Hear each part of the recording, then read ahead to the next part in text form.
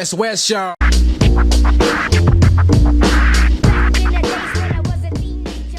He leaving it to us to do. Yeah. You've got all these amazing people, and you're leaving it to us, to have these authentic chats. Yeah. Ones that might be remembered in 50 years. You're really going to leave it to us? But it's the realness of. Yeah. But that is what's expected, I think. That is what's projected from the top down, right? They pretend to be so real. But, the thing I can't get over and I talk about all the time is you watch the news, Simon Dallow's got an earpiece in with 50 people on the other side telling him what to say next. He looks through the camera and he's reading what he's saying. Someone else wrote that, but it's projected like he's just doing what we're doing right now. And I don't like that it's not called out, That is not truly connecting. That is something else. Well, that's the professionalism of it, because they'll make it look obvious, but it's not. It's not, and it's hidden. And it is actually an equation to say something like, life's so brutal that to be good at something, you need 50 people who have got your back, just like a TV presenter. And the reality is, we're all trying to go out there and just be us. But the truth probably is that you need 50 people in your corner, and and you'll be awesome. But you ain't just going to do it because you're, keen to. That's what I mean. It's like, who's hosting these authentic chats? And it's like, it's us. And it's I can't get my head around it, but whatever. Reluctant leaders will just do it, bro. Yeah, we'll just do it. And, we have the passion for it. Absolutely. And also, these conversations we have, this long format of having conversations is something. It's not new because we've listened to podcasts for a long time, but it's something, I don't know, it feels like people don't understand the difference, right? Well, it's especially hidden. in New Zealand. It's hidden. The difference is disguised. And you've got these comms teams who try and make things authentic, but they're actually not, Like if you think about a politician, their whole job is to come across like they're just everyday. But the hours of prep gone in to sculpture that is, it's really unfair. It's an unfair game. It's almost like the conversation around algorithms and how they manipulate us. It's the same thing. And it's a shame because there's a manipulation that you've probably experienced with another person sitting where I am, which is like, oh, damn, feels good and I can't believe that it's working, and we set this up in the garage and now we're hosting what feels like these TED Talks, because they're the authentic chat. And it's like, I don't know why we're not doubling down on it. In terms of mental health, there's two systems for mental health. One is SSRI or tablets, and that's well known. But the other one, do you know what the other system is? To talk? Yeah, and they call it talk therapy, and that's the one that I guess is not championed. That's the one people don't really believe is a real thing, or have the wall up to not want to talk to a counsellor, because I think we don't really think it is a real thing. But of course it is. It's just we don't have the infrastructure, which is like basically provide a safe space for people to come together and talk. And it's like a podcast studio. And do it with your mates, because that's enough. You don't need the bottleneck of a professional. You actually just need to talk to someone of things of interest, and guess what? You will feel and act better because you're not bottling it up. It became so obvious to me, and it's freaky though, because it's like an industry, Health is an industry and wellness is an industry, and the solutions are like really simple. But I guess they get a tiny bit complicated because we all carry different baggage and trauma, and that ends up kind of dominating. I got a friend who would be awesome on the podcast, Akure Maricela Thompson. He started My River, an app a while ago that deals with, I think it worked like your geolocation on your phone told you where the services are if you're in need. All right. Yeah, he's an interesting cat and really interesting. He's a former cop, and he's worth a Google because the stuff he's up to is always really interesting and quite cutting edge. And essentially he said to me, you know, bro, the best thing we can do for Indigenous families is to help them generate wealth, because that will solve a lot of the stresses. And the stress is what kills us. You know, stress gives you higher blood pressure. Higher blood pressure means you're in fight flight. When you're in fight flight, you make rash decisions. It's quite obvious what's happening, except policy makers and whatnot probably are in the opposite. They're calm, their heart's beating slow, their tummy's full, their mind's clear, and if you have to advocate for people, you know, it's not obvious. But he was saying things to me like he never saw his dad hit his mum until they came here. And I said, oh, what was the cause? Thinking it must have been, you know, really massive things. And it was, but in weird ways. He said, my dad didn't know he needed a driver's license coming from Samoa. And he got pulled over and he got a fine. And that started this massive spiral of debt. And it's like all he needed to know is he needed a driver's license. And why didn't someone, before they clicked the visa, say that you need that, you know? And it's like, man, there could have been way less pain if the system was just doing a couple small things right, you know? And maybe A didn't talk to B, but that's not okay. There's a few things in there that I like about what you said. You know, the first thing was you're talking about how if you talk amongst your friends, if you have a platform where you can talk amongst your friends, and I've seen that firsthand happen to guys that I know. There's one podcast called For the Boys Podcast where a group of boys just talk about stuff they did during the week, you know, and sort of they talk about how it helps, you know, with their mental health and that to come together and have a conversation. We've got a podcast like that called Empty Out the Clip on this, and one of the guys there, his name's Letty. He's a co-host, and he's had anxiety in the past, depressed in the past, and he's a barber, right? So he finds that talking to his clients when he's cutting hair that helps him, and there's a whole conversation sort of thing happening, right, in the barbershop. So you know, that's sort of his space to get to unpack stuff in his mind, you know. Absolutely. Now he's come on the podcast, Empty Out the Clip.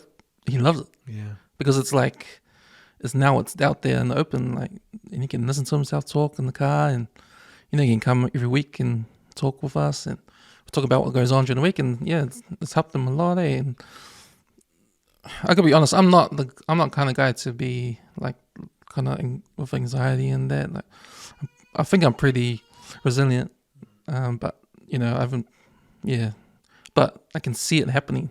Absolutely. When you say talking helps, Well, and it's weird because we all have different upbringings. Like I said to you before we were recording, my mum's from the Cook Islands, but she thought she was doing me a favour by raising me European. So they took us to the Coromandel, and I got a Palangi dad, and that was what she thought that was going to help me. And I mean, partly it has, because I can, you know, I guess wear that hat in one circle. But I guess it also helped me because I didn't quite see the hierarchical thing in the Pacific that I'm learning now, that it is very hierarchical in terms of who can speak, when they can speak. And so when I started talking to friends who come from more traditional upbringings, it was like, dude, bottling it up is nothing new. We've been doing it since childhood.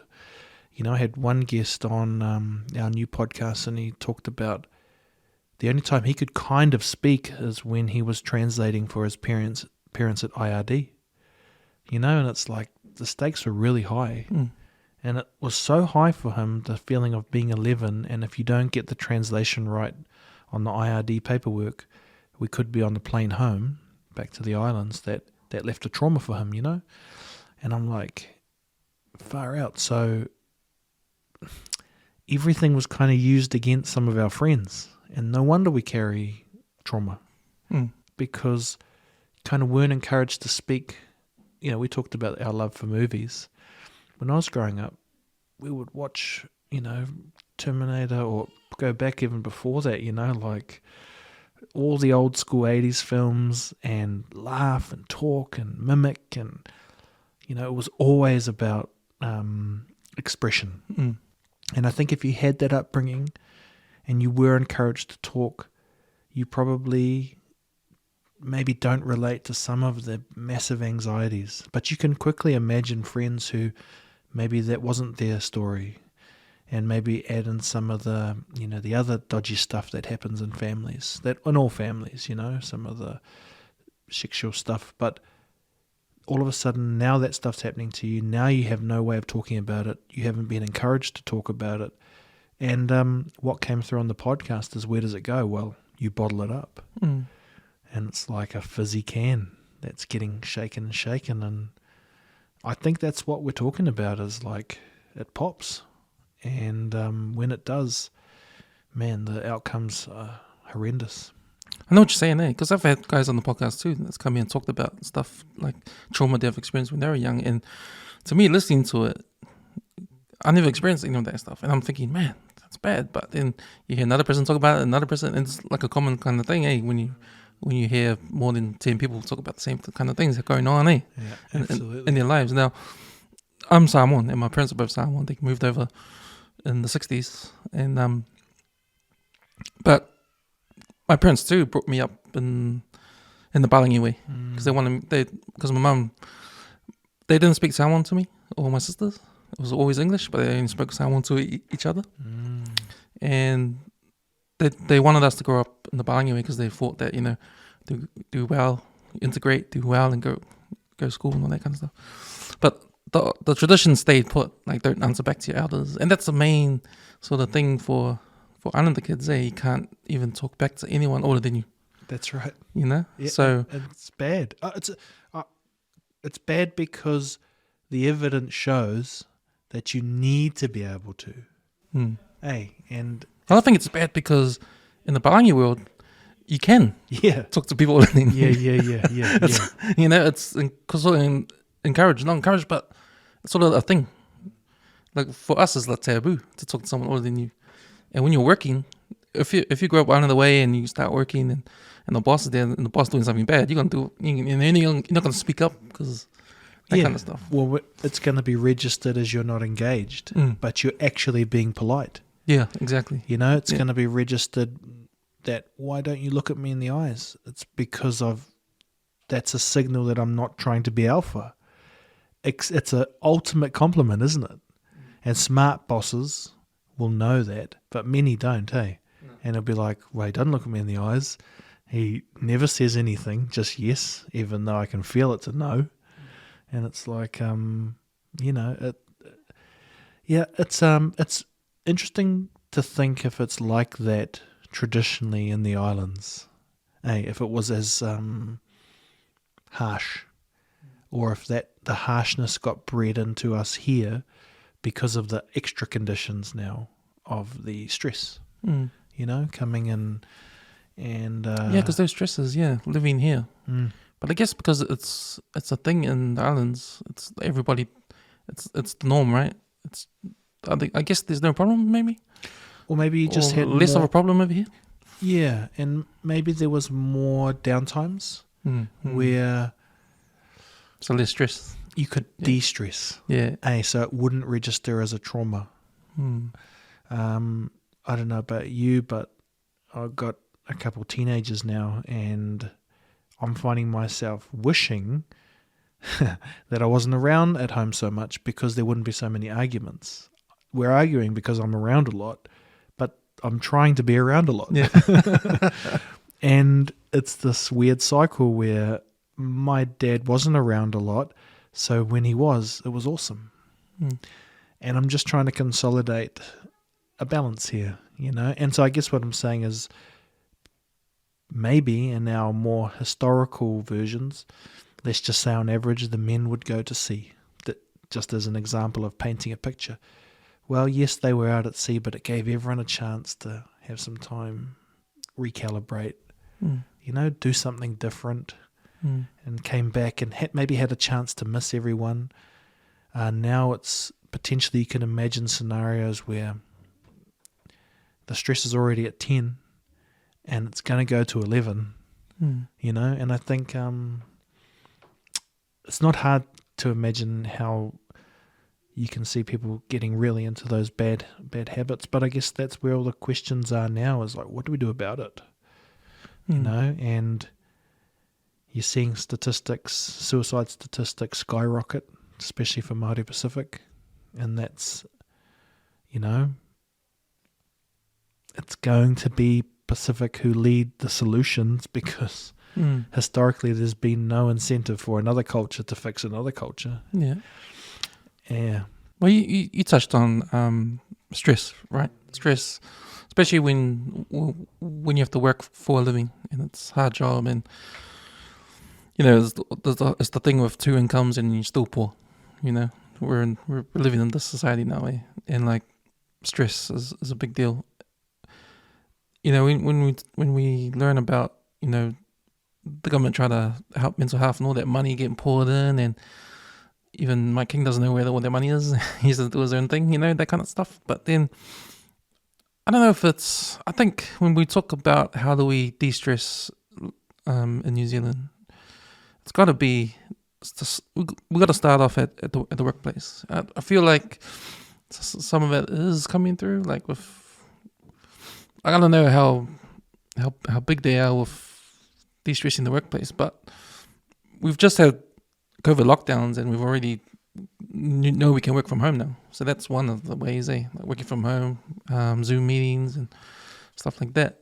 But then there's also that interaction with humans that Absolutely. that we need as well. So we need a good balance of that. So I see all these hybrids now, like work from home Monday and Friday, and then work Tuesday, Wednesday, Thursday, or something like that. You know, that kind of stuff. But for you, Will, like, you've got your own business now, Campfire Studios. How's your stress levels been lately? I've actually asked myself that every day. So one of the things that happens is I wake up really early, but I'm not an early riser. So I'm asking myself, why am I up? Am I worried? Because I've had mornings where I've woken up worried, but they've been about managers and, you know, all the things not related to work, but all the BS that goes around it. Right. But I've been waking up, bro, because I'm pumped. And I'm like, I'm sure I'm not just telling myself this, but it happens every day. And I'm like, maybe I should get up and do some emails. You know, that's cool. And then I'll go to bed at 11 o'clock and I'm like, oh, I tell myself the story that actually I'm not working as hard anymore, but I've pretty much worked the whole day, you know, on and off. And so I think I'm really stressed, but I think it's good stress. Right. You know, a little bit how people would talk about going to the gym. That's a good stress. And I've talked to some professors. I got a friend who would be awesome on the podcast. His name's Professor Grant Schofield. He's a professor in public health. Fabulous, really smart guy. But he told me, like, we as humans need stress, which is really kind of obvious. But we need to be able to have stress and then turn it off. So I'm allowed to turn my stress off. I get to make that decision. So just to give you an example, one of the stresses I have is like, yes, I run my own business now, but it's a stress that where does the next money come from? But it's a good stress because I can influence it by going to meet people, by not being a dick, by delivering when I said I would, you know. And so that's a good stress. And I can kind of influence that, even though I can't prove to you that I can make money yet, I can see the evidence that we are making money because of those things that I'm influencing.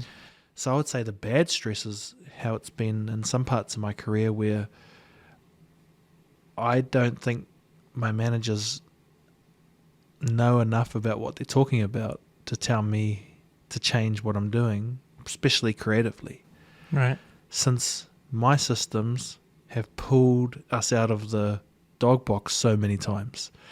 So I guess it's just a micro example that was a bad stress because I was having to try and like prove my character, you know? And while you were working? Yeah. And it was never about the work, it was about me as a person. Right. Like over the years I've argued that if you work in a creative industry, it doesn't always happen 9 to 5. And you've got to allow for your creative person to go ebbs and flow, Or when I point a camera at someone and film, that only works because they trust me. And trust takes time. But I was always arguing for that. And now I've been proven right, because now I have as much time to invest in getting people to trust me, so that when I push the camera, they feel good, so that when they pay me, they feel awesome, But I might just be in a honeymoon period, To be fair, I did side hustle for 5 years whilst doing other jobs. And now since March this year, which is the financial year, is different, as I learned, to the normal year. It works from March to April or something. So I said, no, I'm going to go full-time into that business. Right. And so we're only in May. So, it's like it could all come crashing down. But I think the other thing I found is a mentor. And that was something really new to me, bro. Like, I'm 42. I never had a mentor till I was 41. So I'm compacting a lot of life into this last year. And that mentor, he's a Samoan fella. I'd like to connect you, but I never know if he wants me to talk about him or not. Essentially, he started a software company in the 80s and sold it and made heaps of money, and now does lots of philanthropy stuff. And I met him on LinkedIn, and I just kept hassling him to say, would you take a meeting with me? And normally this dude got inducted into the New Zealand Business Laureate, or that next level tier where you were only a serious contender to go in. And he said, yeah, I'll take a meeting with you. And then I asked him, I said, why? And he said, I recognize you're searching for something. And I was like, oh man, this sounds like I'm with Matrix, he's my dude, my Lawrence Fishburne. And he kind of is, because he said, no, I won't mentor you, but I'll teach you. And he taught me a real fundamental lesson around, this is going to sound weird, but hang in there. Promise it's not Scientology. Cause and effect. So, sounds really obvious, but in life there's a cause and then an effect from what happens. And in business, if you can isolate if you can isolate a desired effect from a cause, then you can make a business out of that. So, for example, Uber has a mean app, and they can predict when you're going to get there by that time. And you trust it because you know there's a cause and you know your effect. You can basically say, I'm going to make my meeting on time. Right. Anyway, it was taught me these principles around cause and effect and things called bottlenecks, which is in your business. Everything can be going good, but if you have a bottleneck, like something that's blocking it, it's going to ruin it. And so businesses spend heaps of time and money sorting out these systems. It's just we're not all taught to have that. So he challenged me over a certain period of time to be like, what's your cause of your business? And I said, make good podcasts. He said, no, because that won't happen every single time. So try again. I was like, be good with people. He said, maybe. So I went away and thought about it, and I think if I'm with somebody, a client, that I can provide a space where they will feel comfortable enough to share authentically about themselves, and that I can predict the effect, that they will feel stoked afterwards, happy. Right. Just like you've experienced in this podcast, right? With all your guests. You don't quite know that it will be true, but at the end you feel connected. Both parties are full of endorphins or happy feeling. Right. And there's value there.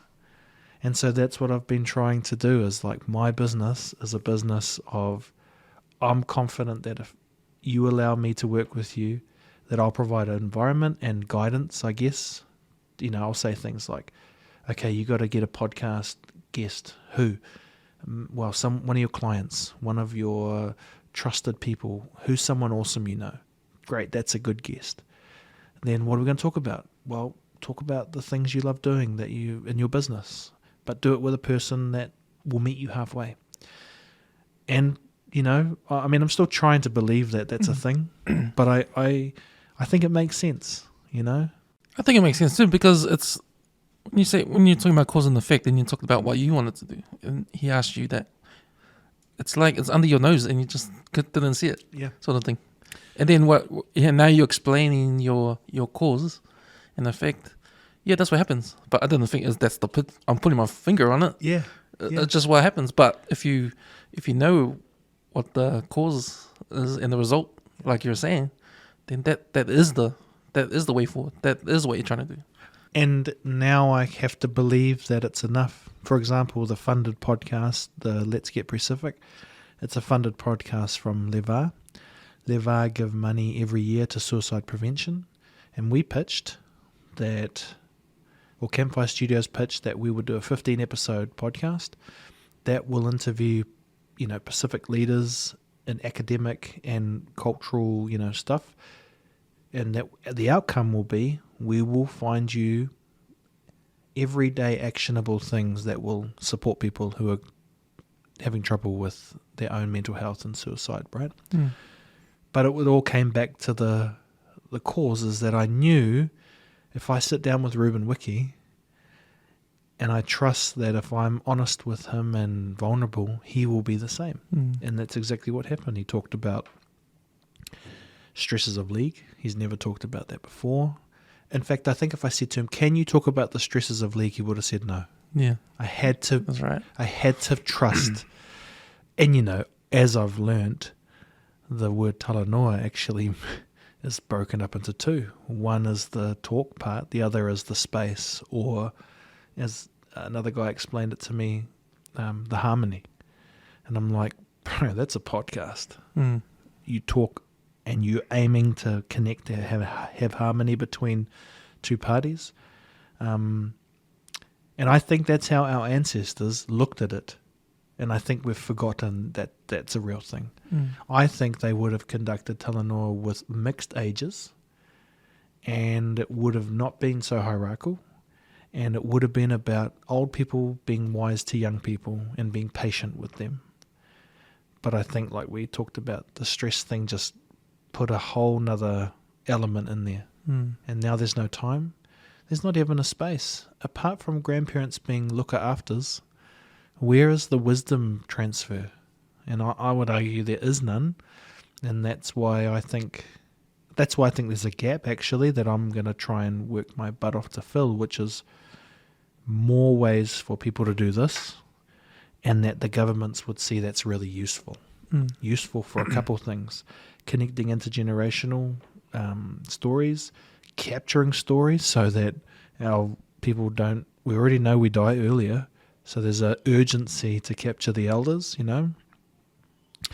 And I think it's going to be an important data set as... Like, how many podcasts have you recorded over the years, roughly, in terms of numbers? Well, this one, you're number 201. But So- we've got 6 other podcasts as well. So let's just say this one's like maybe an hour per podcast. So 200 hours. There's now this conversation about those could all be uploaded to AI.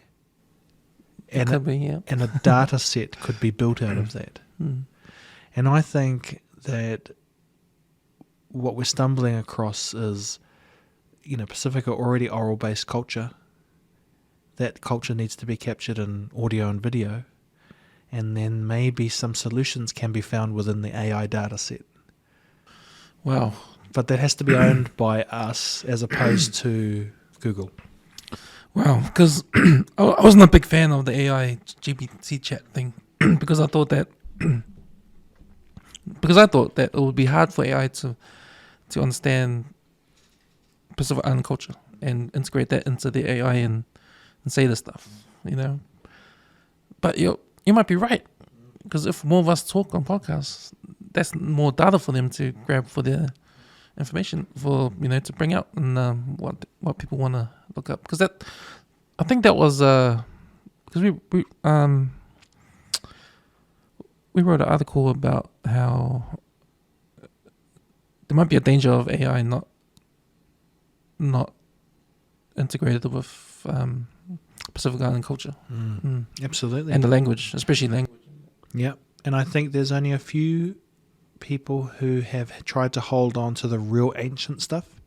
And I think that's the stuff. I don't think from the 60s on is the true representation. Right. And that's really like kind of rude of coming from me, you know, half Pacific, kind of doesn't even know how to say hello properly in Cook Island yet. And I can get it. But at the same time, I've seen your podcast and you do have guests who are willing to push the status, you know? And I think that what I'm advocating for is we know, because you always hear it, that languages are being lost, but there is not enough people with enough incentive, not enough youth to learn those languages because they're trying to get up in a world of English. And there's already so much competition. So we should be creative and capture those old stories. And, you know, our elders now probably just have enough memory of what it was like, you know, before the Western world took over and algorithms started running everything. So, yeah, I think, again, I'd say don't leave it to us. If in another 20 years we're the ones who have to try and capture the stories, we're just like kids who grew up in the 80s watching, you know, Arnold and Sylvester, and they were our babysitters, you know. I think that's why we love that stuff so much. They were our algorithms.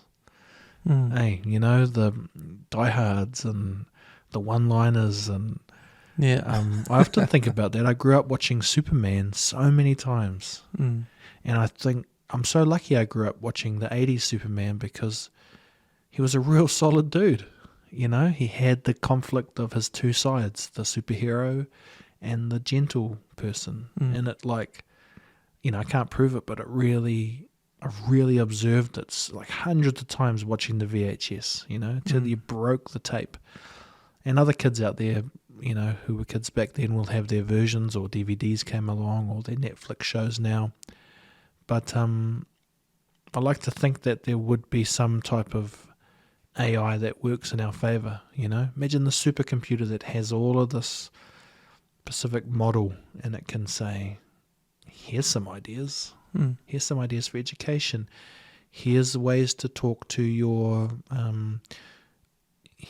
when next time you bring, you know, immigrants over, migrants, run it through AI and see what the solutions would be. You know, because if they had that back when I was mentioning my friend Akare, his dad would have known to get a license. If his dad had known to get a license, maybe there wouldn't be a history of trauma. Who knows? These ideas you have about AI, are they? Is this coming from somewhere that's gonna happen, or these ideas that are put through? I would like to think it could, because where I sit is my hobby, which is your hobby of podcasting, is actually we just didn't think about it. We're perfectly suited to capture video and audio. But everyone got caught up in the writing thing, meaning most things were at the highest level academic. It was about having an article, you know. If you were on TV, you were seen as a very prestigious thing. But again, it was always very short because TV was expensive. And now with this, there's no time limits really. You know, you could go for 4 hours. And so if people were to come to me and say, hey, we've got some funding, what should we do? I would say highlight the 100 smartest, most influential people in the Pacific and do their family stories in a podcast and have that captured for a rainy day, you know? So yeah, I mean, I don't know if I will be the one to try and do that. But I mean, in some ways I do that. There's a part of my business which I've had maybe 3 or 4 occasions a family call me and say, this lady's got 2 weeks to live. Can you capture her story? And I've done that. You mentioned Crescendo before our chat. One of the founders there, Marcus Powell, I captured his sister's story, who was really high up in the Pacific nursing. Honestly, I was listening to her talk, and it's like some of the things she did for our Pacific. It was so wild to be in that room to capture that, and I'm like, why are you not New Zealander of the Year every year? However, this was the irony. Marcus has a podcast studio, but some random he doesn't know captured his sister's story. Right. And so he's busy making corporate. But I guess the lesson is even he didn't see the value of that, and that takes advocacy. And maybe that will be my story, but I kind of think if I don't suss out how to make a model that I can earn through my podcast and video, then that stuff I won't reach, because that requires me building trust with government agency. And I'm working really hard to that, like I'm trying to get to know who's who. But once you start heading towards that beehive, bro, you're like next level matrix. Yeah. But before we jumped on the mics, we sort of touched on podcasting as a medium here in New Zealand versus radio sort of thing, versus mainstream media, and we sort of talked about how to get the numbers it's pretty hard, because I know it's like people don't understand what a podcast is, and I think because we're talking about how radio sort of occupied that space in podcasting, and sort of get all the numbers. And how do you feel like with what you're doing with Campfire Studios is going to change that, or if it will change that, any of that? I think the perception of podcasts in New Zealand, because Yeah. we know what it's like overseas. Yeah. But in New Zealand, it's sort of different. It's like a new thing that That's doesn't want to be discovered. Because Yeah. I feel like it doesn't want to be discovered. I'm like thinking, is there like a conspiracy happening here? Or is it like they're thinking, man, we gotta watch out for these podcasts. We better do our best to I hear keep it you. at bay. Well, I think you definitely have a traditional industry in all areas which holds a tight grip on power. And there's no difference in podcasting. Like, you can absolutely make it way more complicated than it needs to be. Let's say you're sitting down with the Prime Minister. It's not just turn up and have a chat. It's turn up, debrief, you're talking to the comms team. And as far as I'm concerned, that's not necessary. Because, people understand people when people are together, and you're not, unless you're really wild, you're not going to try and put Prime Minister in a weird spot. Hey, where most of us are all right. Yeah. There's a few of us that would try that, but they're called activists, and they probably wouldn't do it on a podcast because there's better ways to be activists. Well, if the Prime Minister, if Adina was going to go to a podcast named Beers and Boobs, then probably she wouldn't probably go, eh? Probably know what you're going to get. Exactly. And they could check a podcast out before, So I guess what I'm trying to say is, like, I think there's a lot of people finding themselves relevant and that making themselves important. I just don't care for that. I think I want the important stuff to be around the human connection and around the outcome of that. And that might be naive of me, but I don't find that to be true. I was mentioning the fellow who mentors me. We talk like this. I buy him lunch. He's a multi-millionaire and I buy him lunch. That's how you get to be a multi-millionaire. I'm like, buy me lunch. But anyway, I buy him lunch. And we talk like this all the time. He says, well, when you hop out of the canoe and you're standing on the water, everyone will wonder how you're standing on the water. And I still don't really get it, even when I'm saying it now. But it's your job just to keep walking, And I'm like, okay, mate. Some Obi-Wan kind of stuff. Oh, it really is. And he's successful. He got voted into the New Zealand Business Merit Order of blah blah blah. He's the chair of lots of all these things, and he talks like that. So it says to me that we're more right than we think we are to keep it like this, you know? It just takes courage. It takes courage and balls to actually go after it and to trust that whatever you pin as your North Star and head towards that, you know, the courage is hoping that there'll be something when you arrive there. And I guess just thinking it through, you know, will people pay for it? Is it something needed? And I truly believe the answer is yes in terms of what we're doing. So, yeah, it's hard. I think if we're talking in 5 years and I'm still here, I don't think there's a conspiracy. If I've been pushed out legally and, you know, we can't have people talking in their own voice, then I think there would be something I'm not aware of. But as I see it, it's not that there's a conspiracy not to have authentic chat. People just think it's not real. How come? I don't know why. It's the same reason why no one goes to counsellor. Because we don't think that that's actually a real thing. We haven't been told a good enough story around why seeing someone to get things off your chest helps. You know? We actually think about it more like we do with medicine. Just take the tablet and you'll be better. It's not true though. You'd be way healthier if you got ahead of all of this stuff. You know, it's really difficult too because I'm someone who needs to lose weight. And I know if I lose weight, there's a better chance of me being healthier, especially with our family history. But what do you do when you're in it? You take the high blood pressure tablet. That's exactly what I do. So just because I'm like talking like that doesn't mean I know, you know. It's like really difficult, all of this stuff. And I don't know why we don't. I mean, you know, when I say to you that there's a magic in talking and podcasting, you believe it, or you wouldn't have done 200 episodes.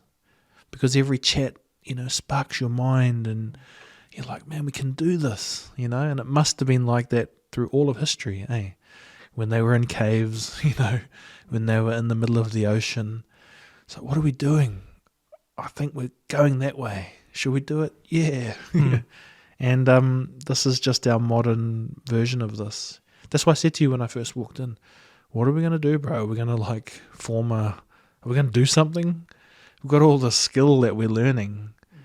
And I think it's for something more than just to make podcasts, you know? Yeah. But I don't know.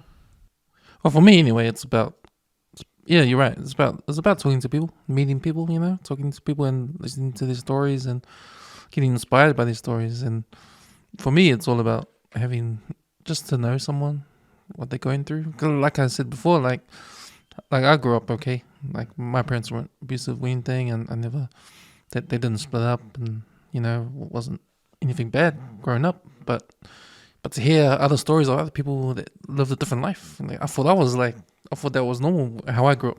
Me too. You know, and I'm hearing all these other things, and shit, that's not what happened to me. Like, Absolutely. and then I hear another story, same, another one, and I'm like, oh shit, this world is kind of messed up, screwed up. It feels screwed up. Yeah. And it's hard to look through that lens.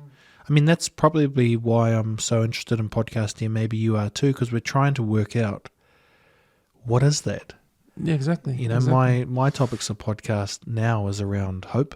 You know, so I've rebranded my Please Blow My Mind to more give me tools to be optimistic, even when the world is not feeling optimistic. You know, and Was that something that came up doing Blow My Mind? Or the same kind of themes were coming up in Blow My Mind, and then that was your transition over to hope? I found that people who I was interviewing it didn't matter if they come from religious background or atheist or up and down or whatever, there was always this belief in people, you know?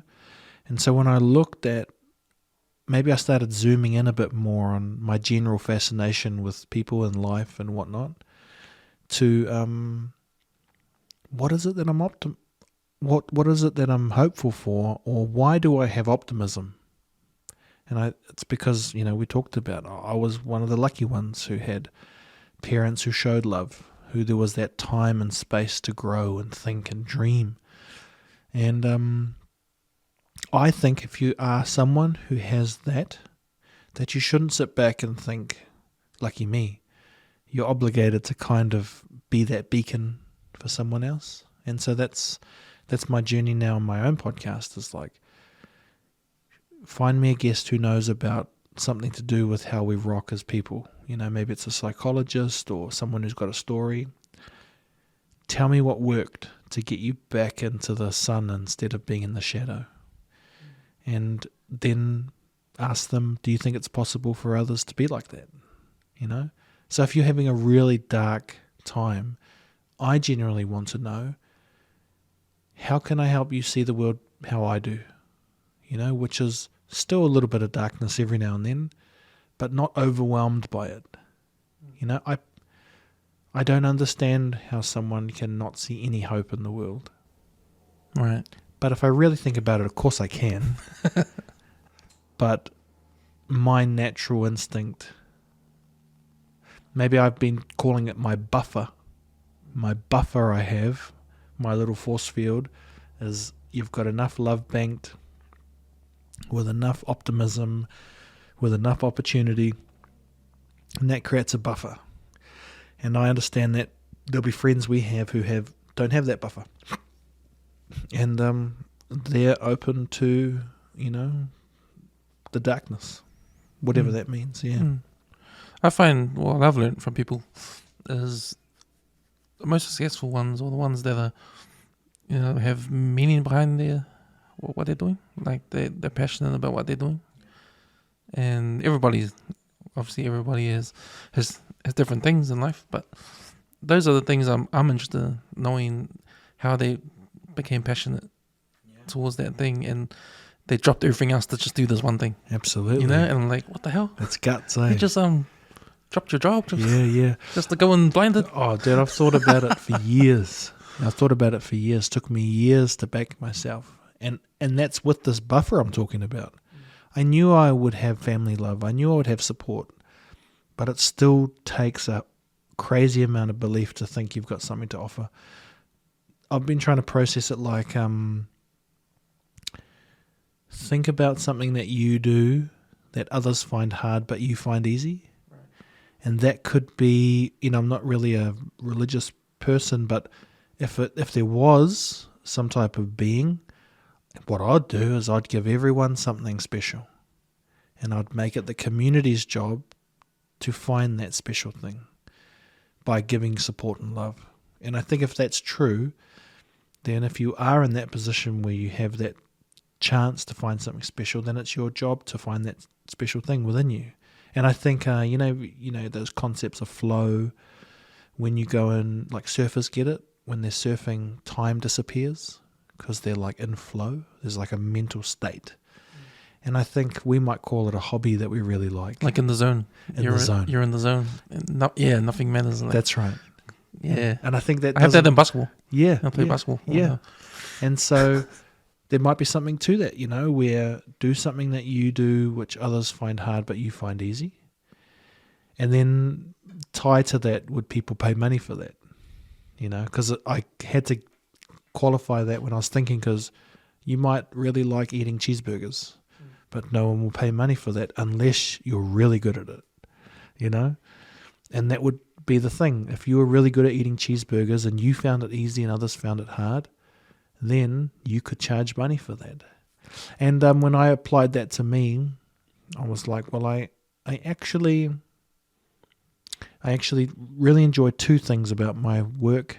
I love connecting with people, and I know others find it hard, but I find it easy because I'll just, whatever's in me allows me to can sense if you're not feeling comfortable, and we all have little strategies we use.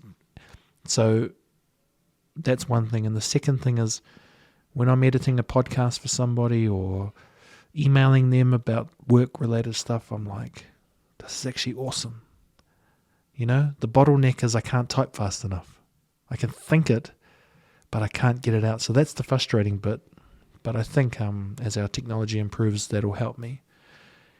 So tying those two things together now, with that cause and effect conversation, I feel brave enough to say, I think people will pay for it.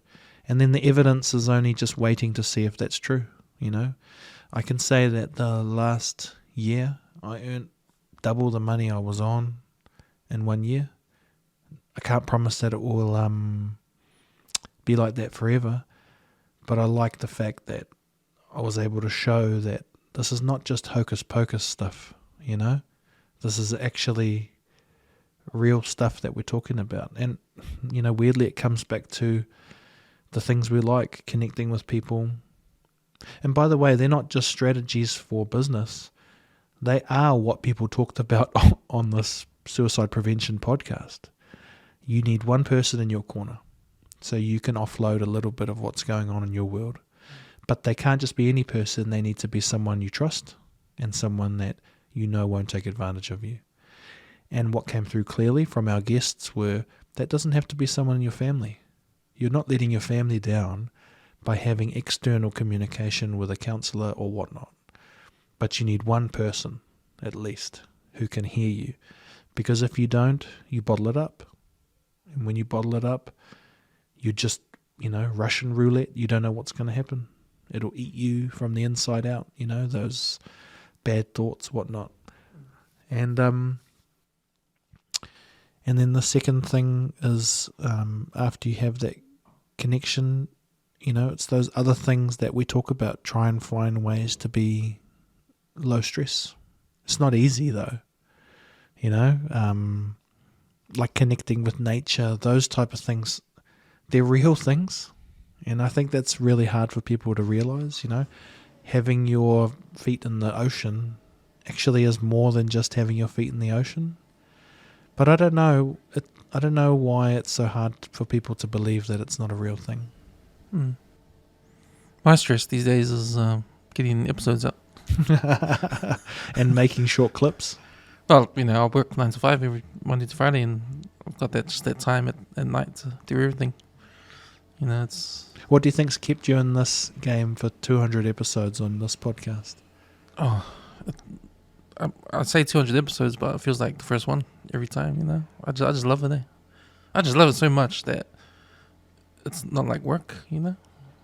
It's just I don't know. It's just can't explain it. Yeah. And do you think it's weird that we can't explain it? Because if we're saying that feeling of connection is so powerful that it can essentially be a prevention tool to something so horrible like suicide, you would think we would put massive amounts of resource into providing. It would be like, you know, we can talk about go and play sport or basketball. We can articulate everything that we love about it, eh? But something about that talking, that's the conspiracy. Why is it not trumpeted and put on the top of the pillar? Why are our leaders not the best oral talkers? Because they were historically. You know, you had to be an excellent communicator to lead people. And now you just have to have the best comms team. And I think that's not okay. That's why I think, like, don't leave it to us.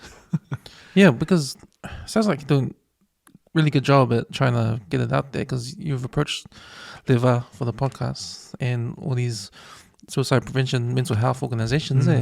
That's the way to go, I think. Like, because with your studios, you got a proper studio. Yeah. Just by the way, though, it's a garage.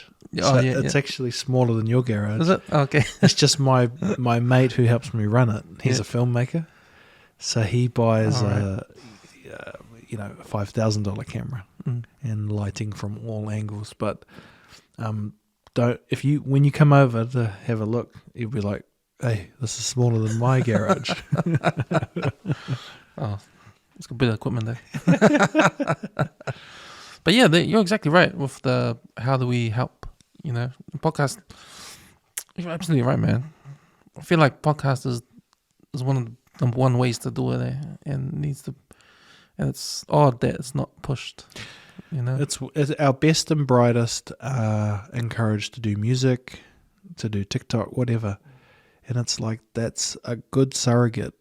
And I'll be careful because there's lots of serious musicians, but I'll say like, they should be our best podcasters too. Is the host thing? Do they need hosts? Is that what the problem is?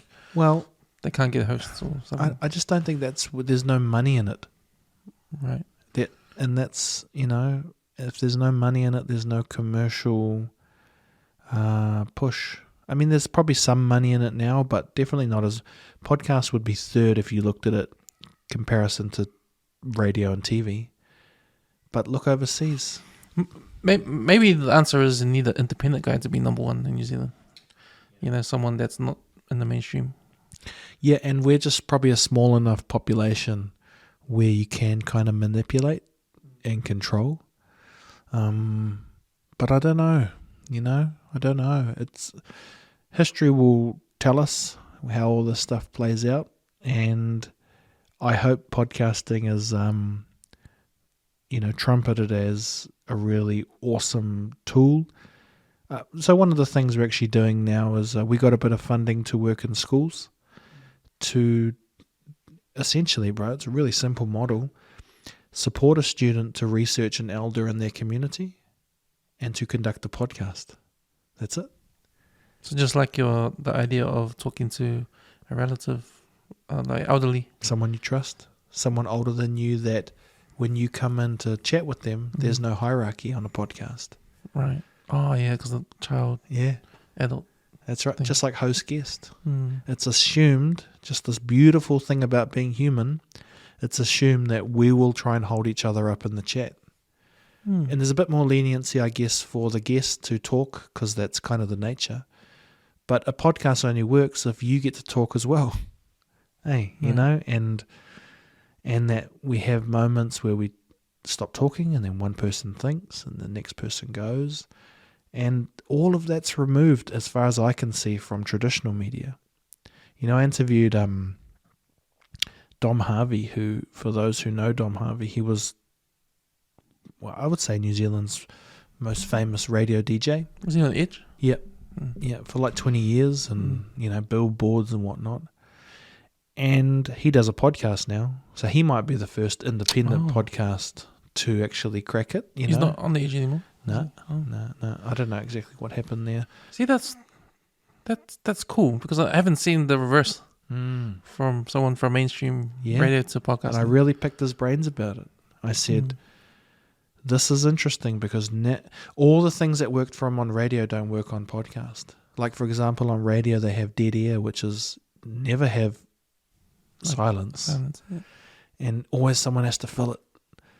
But on a podcast, we can sit in silence, and it's not registered as, maybe a minute's too long, but we could sit here and just think, and that would be okay because the people joining us, they're in, and they're like symbiotic relationship with us, and so I can imagine he's used to the radio, so absolutely to get into the podcast space, it's probably something different. He used to do the opposite of what he's trained to do. Everything opposite, bro. Everything, and now he has to communicate with the guest for them to reveal the really interesting stuff. And before they had like 5 minutes, a little 5-minute clip or whatever, and you had to like get a laugh, put them on the spot, make it awkward, whatever it is that gets ratings. And so I think part of the reason why there's no money in podcasting is because essentially you could view it like it's just two people hanging out. And yeah, I get it. That's not going to go viral. But maybe we're talking about something bigger than that, where as humans we need to hang out. And if there are not enough environments for us to hang out, we're just going to go off on our own little tangents. I think that's why I'm really keen to do this in schools with youth and elders, because I don't think there's enough. I think elders are more than just babysitters. They're supposed to pass on knowledge. But the fact that can't happen, I think, has massive consequences, So what's your strategy around trying to get the adult to talk? So the strategy is to get the young person to ask questions. And that flips the lid on the elder. The elder is used to doing the initiation, but with the youth asking, can you tell me about your childhood? It immediately, psychologically, I think, makes the old person not in the dominant position. And that's awesome, because there needs to be, you talked about it, the Palangi kids could talk back, but only to a certain level, right? Maybe if they're really sport, there was no, we all know people like that. But, it was almost like a play. Each has a character, and you can, it's hard to articulate because I'm still trying to work it out. A bit like my teenager now is pushing me, but I know I need to be the boxing bag for him because he's testing life out on me, and actually it makes sense. He has to go to school all day, and be polite, nice, kind, hopeful to everyone else. And he has to come home and take all that frustration of holding all of the energy all day, just not saying F you and I don't want to do it.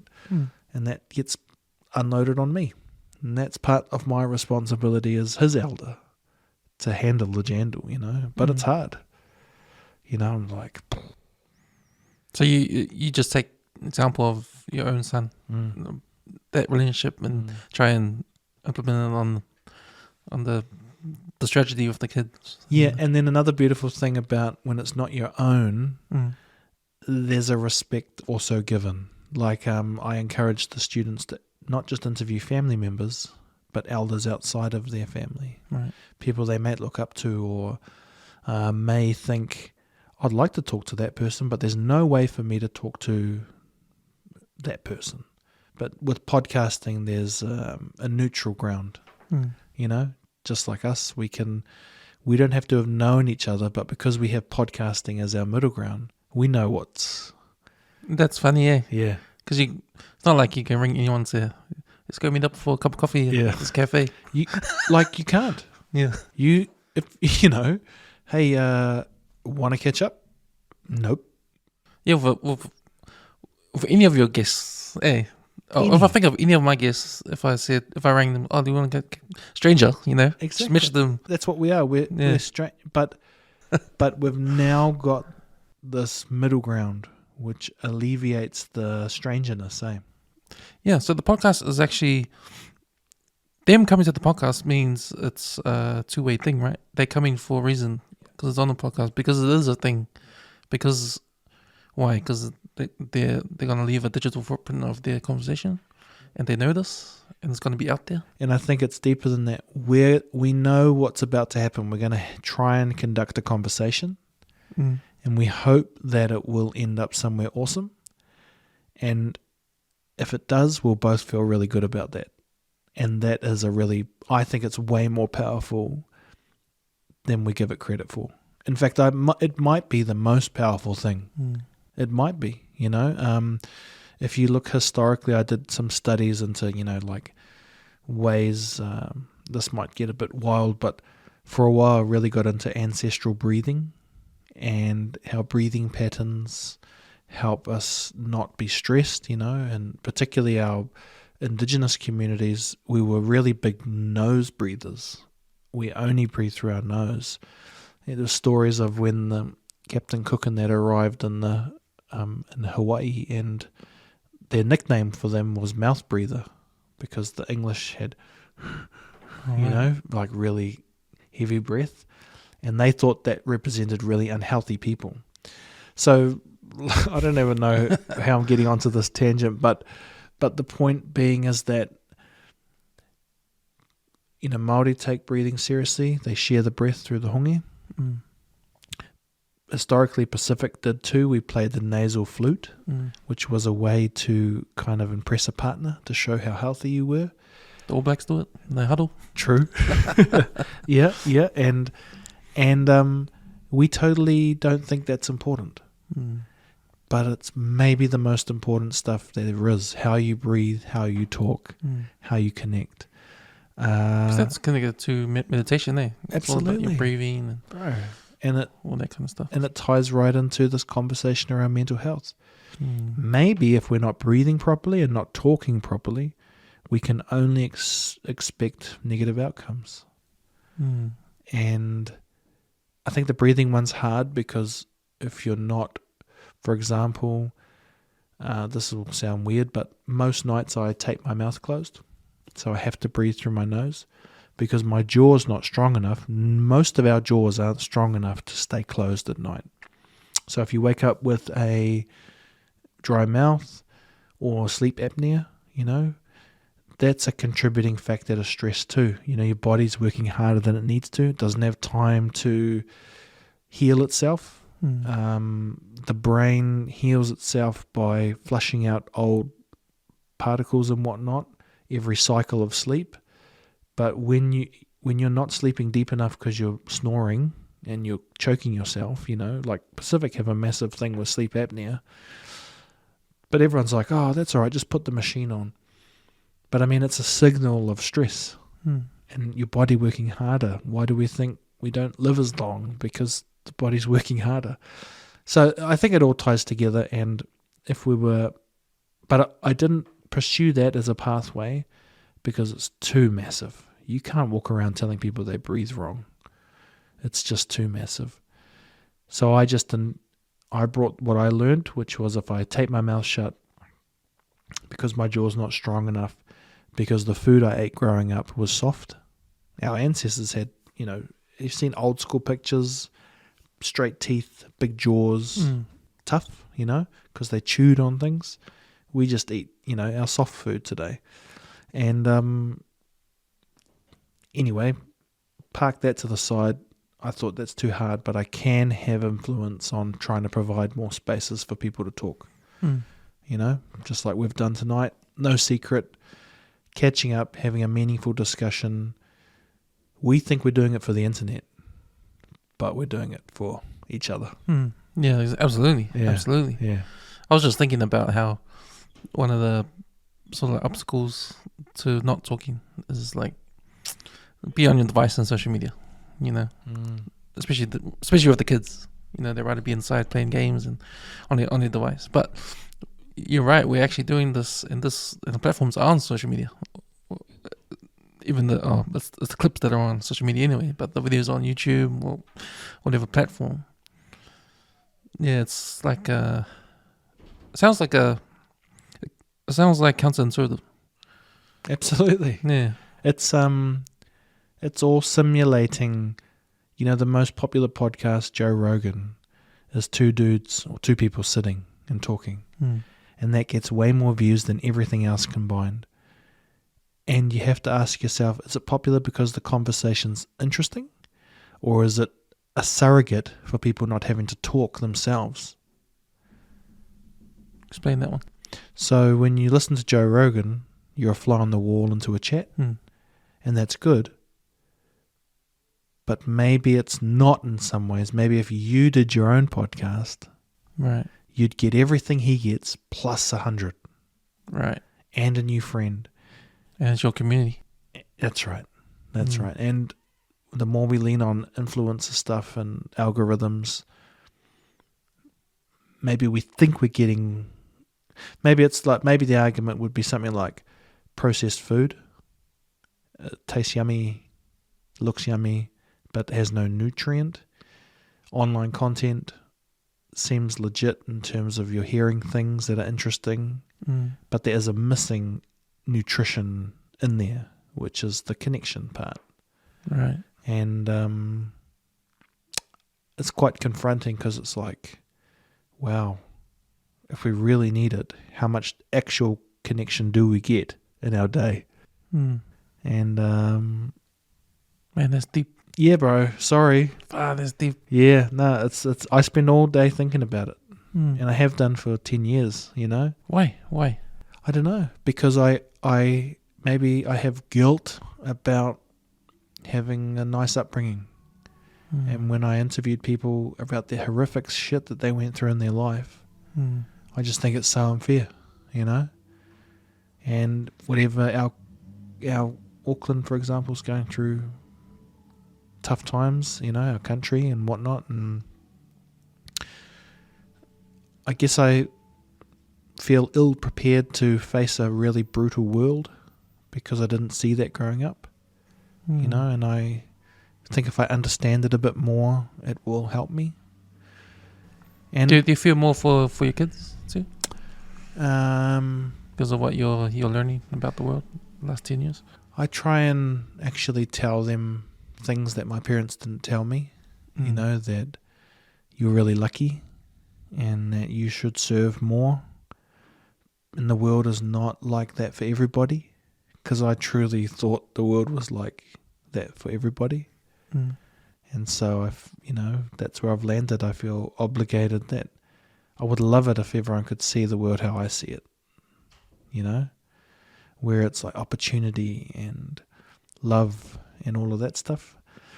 But I know there's, you know, people listening right now who are having a rotten time. And I hope that these chats are surrogates, you know, to help them, you know, like a movie does sometimes. It helps you not have to stay in your own thoughts. But I really think that they should do more than just entertain you. They should give you tools to get up and move forward to something you're interested in, you know? I think that's the secret, I think. But that's because I always thought, because when I was listening to your old podcast, Please Blow My Mind, like you struck me as a guy that always wanted to know what the secret of life is, you know, and then which made me think of that too. I was like, man, this guy's wanting to know. I want to know too, you know. So I'm trying to figure it out as I'm going along, and I'm doing the podcast too, talking to people. At the same time, I'm still trying to figure it out. 100%. And what I've got out of it was, I think we just need to do what we love. I mean, that's the main. To me, I can't see any other way. Yeah. Like we have to find out what we love and do it. Yeah, but you have to take it deadly serious. It has to be all on the line for that thing. So it's real confronting questions, because what do you love? Or, you know, like I've tried to put in my framework, what are you good at that others find hard but you find easy? And then chase it. Is that how you know what you love? That thing. I think that is how I would describe it. Because love is like a little bit like mixed up with how you feel about someone else. You know, when we talk about love, it's I have love for somebody. But like you say, you love basketball. The questions are what exactly about it do you love? Do you love seeing someone else get their swish? Do you love getting it over somebody else? Do you love the fact that there's people together?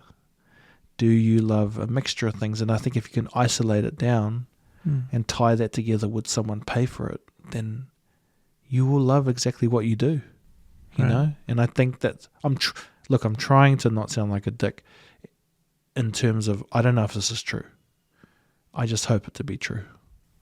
So I think it is true. Yeah. Well, I believe it's true. I hope so, because otherwise I'm wasting my 40s.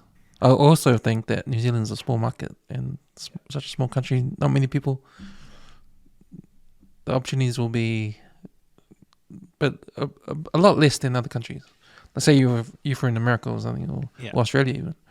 Yeah. You know, it's like there's ways, but you got to figure it out.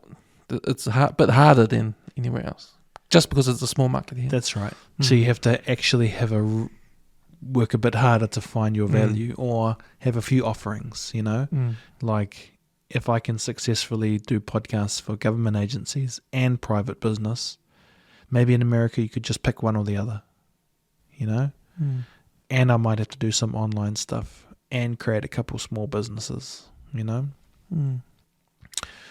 But I believe it to be true. The people I've surrounded myself with would say it's true. And, you know, I interviewed a doctor of psychology. So there's this lady, and Alia Buzulova is her name. She was the psychologist for the SAS in the army. Okay, yeah. And she was, I guess, I didn't really know what they talked about, but I guess some really gnarly stuff, how to be the best of the best of the best. And I asked her to come and talk about hope with me and optimism. She said one of the things you have to realize is when you pick your North Star or start chasing the thing you love, the closer you get to an area, you don't just arrive the will you are now, the person you are now. You arrive with all the things you've learnt, and then you can take your next step. And that's different to wishing, She framed it like, you hope that, she said to me, you hope, Will, that you will be able to provide for your family with your business. And now you will try and influence that to be true. But in 5 years, if we come back and say, did it work? You won't be the same Will. You will be the Will, or you'll be the person you are then with all of the tools you learn. So whatever road you go down from there, you that's the hope bit. You hope you'll have tools to be able to play what's in front of you. She said, toxic wishing is hoping you have an awesome job in 5 years and not doing anything about it. So that's the guts, that's the courage part. And I'm trying to arm myself with as much of that. So that reminds me of like in basketball, you're in the final game and you take the last shot. Like before you took the last shot, you're not scared to take that last shot because everything you did in the past, all the trainings or your experience led up to this one moment, you take that shot. Yeah, you take it with you. All what you've learned, you take it with you. We only feel anxious because we haven't put in the work. But there's a scene in the movie Air where he looks at, I think it's not a true historical thing, but Matt Damon's character is watching Jordan. Yeah. And he says, he's not even the guy. The coach knew that he was great. Yeah. And he built this whole strategy around, look at Jordan. He's just standing there. He knew he was going to take the shot. He knew he'd get it, And so I think Jordan, he is a great example of do something that you find easy and others find hard. And then will people pay money for it? Hell yeah. I mean, that's the gamble though, eh? Just because you think you find it easy and find it hard, I guess the market will tell you by their pay towards you or not. It's a confusing too, because if you look at it on paper, none of us in New Zealand are successful at podcasts because none of our stuff ever goes viral. And I've grappled with that for years, What does it mean to be a successful podcaster? Probably being someone like Joe Rogan. What does that take? Thousands of downloads. But he gets downloads all over the world. So maybe that's the sort of, maybe the barrier is New Zealand and you got to actually get past New Zealand and go to Australia. Or you start your own podcast studio and you call yourself a professional podcaster because you have the skills. You just have to help other people with those skills. Joe doesn't because he's got enough coming in, But, I get to call myself professional podcaster because people pay me to help them make podcasts. And I'm like, that's all I wanted, to be a podcaster. And I actually am not too proud to say I don't care how I get there. I'm okay getting 100 views on my stuff and a few hundred views on my podcast because over time, that's okay. I'll have, like you, a catalog that we can upload to AI and then it will remember us forever. One of the things I always, you asked me the question, what took me to 200, and I say like every podcast is like the first one because I just love it. And for you, your fascination on hope and your podcast is about hope. When does your cup get filled with that? Because mine doesn't. I'm hungry for knowledge because this podcast probably not. It's not about hope, so to speak, but it's all about talking to people and gaining knowledge and stories. Because my thing what I get inspired from is stories that are funny, stories that are like real cool, like shows the adversity and overcoming adversity, that kind of stuff. And but it's from my own people, it's from our peers. Yeah. And some of the stories I put up on clips, it's just amazing. It's like you'll never heard it if they never came. And to me, that's the best thing about it.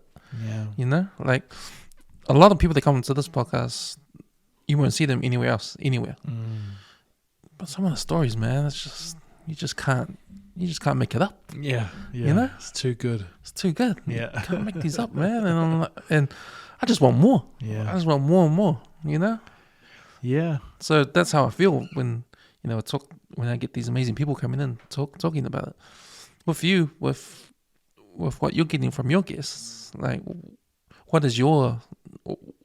makes you want more and more when you because the hope side of things. I think one of the tests I gave myself when we got Campfire Studios going is, would I still be okay with sitting on the other side of the desk as a producer?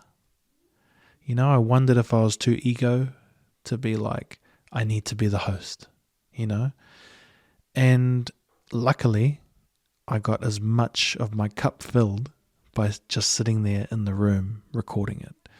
So I think that was one of the big realizations for me, is that it's not just about me asking the question. I think you play to your areas of interest, because I don't have a hugely traumatic background. Like great TED Talks, for example, are normally from people who have something to say. I don't really have much to say. So I'm interested in hearing other people's, what they've got to say. And I guess that just developed that skill set around making people feel comfortable to be able to share their story, I didn't know that would be something I could sell. Right. I didn't know that we would have these deep chats now in 2023 around people don't connect enough. But I'm lucky because we went digital. People literacy is going down. All the metrics of reading and writing are not going up, but social media is going up. So I think we're going to have to adapt. And I think maybe we can adapt by our talking.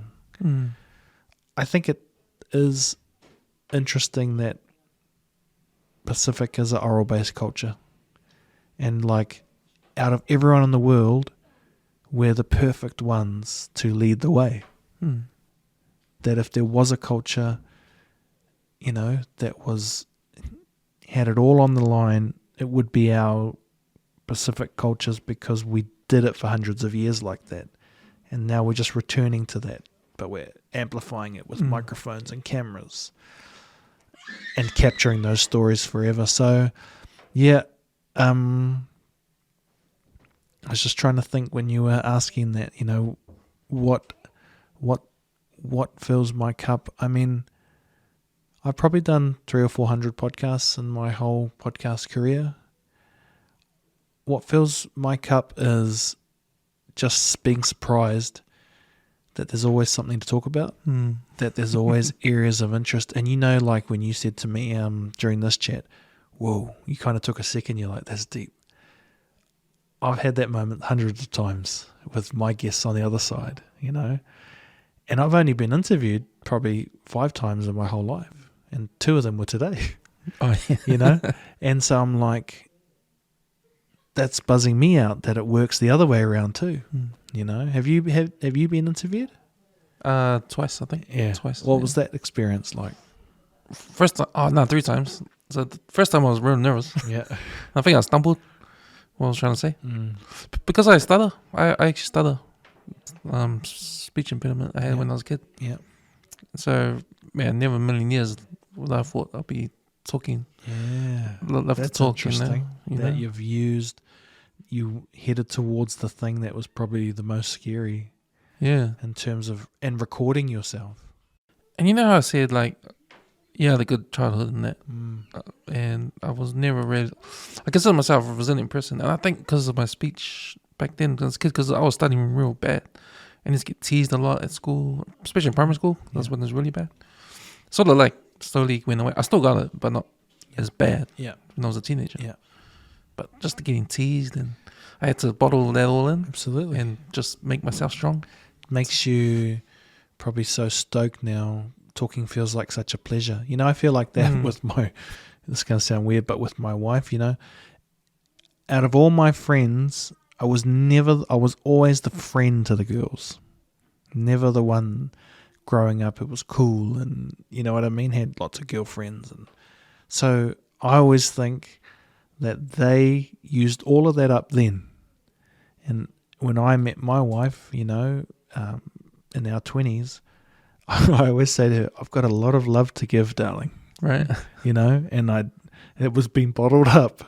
So, you know, all these years later, we're still really into each other and in love, because I'm like, I know what life was like, hanging out by yourself and having no one to kiss whenever you want, you know. So it's funny, the things that we don't have, we end up, if you're brave enough, you can end up heading towards them. And then if you're brave enough on top of that, I think you can make them your life, you know. Wow, that's another... Bro, but you have to, like, that's what I said, like, weirdly, we are going to be these odd positioned people who shouldn't have the role of reconnecting our cultures through conversations, but there's no one else. No one's been putting in the hours like our small networks of podcasters. So whether or not we're onto it enough to consolidate and form a group and lobby for funding, it's to be seen, but I would really like that to be true, that we could do it, you know. One of my original visions before Campfire Studios was a free studio where people can go in, where they can record whatever they want. Some people want to use it for podcasts, others want to use it for TikTok, others want to capture an elder in their family. I still want to do that, you know. And why can't we have them like gyms? Why can't they be funded where you just like swipe? And why can't we have software that automatically cuts the cameras when we're talking? And why can't it automatically, if we type our email, and send us the Google link and we'll just edit it? Like, that can happen. You know? Yeah, man. But we've got to do it. And, yeah, we'll see. Shucks, man. That's some mean ideas, man. Yeah, well, you know, we've got good ideas. We're creative. I wish my mind was more open like that. Yeah, well, maybe like we're all a bit different too. Maybe maybe you'll look at it from a slightly different lens and be like, this will make it better if we add this in. You know, you need the ones like me who are just like an idea rate every day. But the problem with those is that 99% of them won't work. So you need someone to like... That's what you need, these type of podcasts, so that you can accidentally meet the right people. You know? Otherwise, you won't ever have that chance. You'll just stick to your bubble. And that's a shame, because the world's full of variety, and, you know, now we know each other and we can build our friendship. And who the hell knows where we end up? Hopefully somewhere awesome, bro.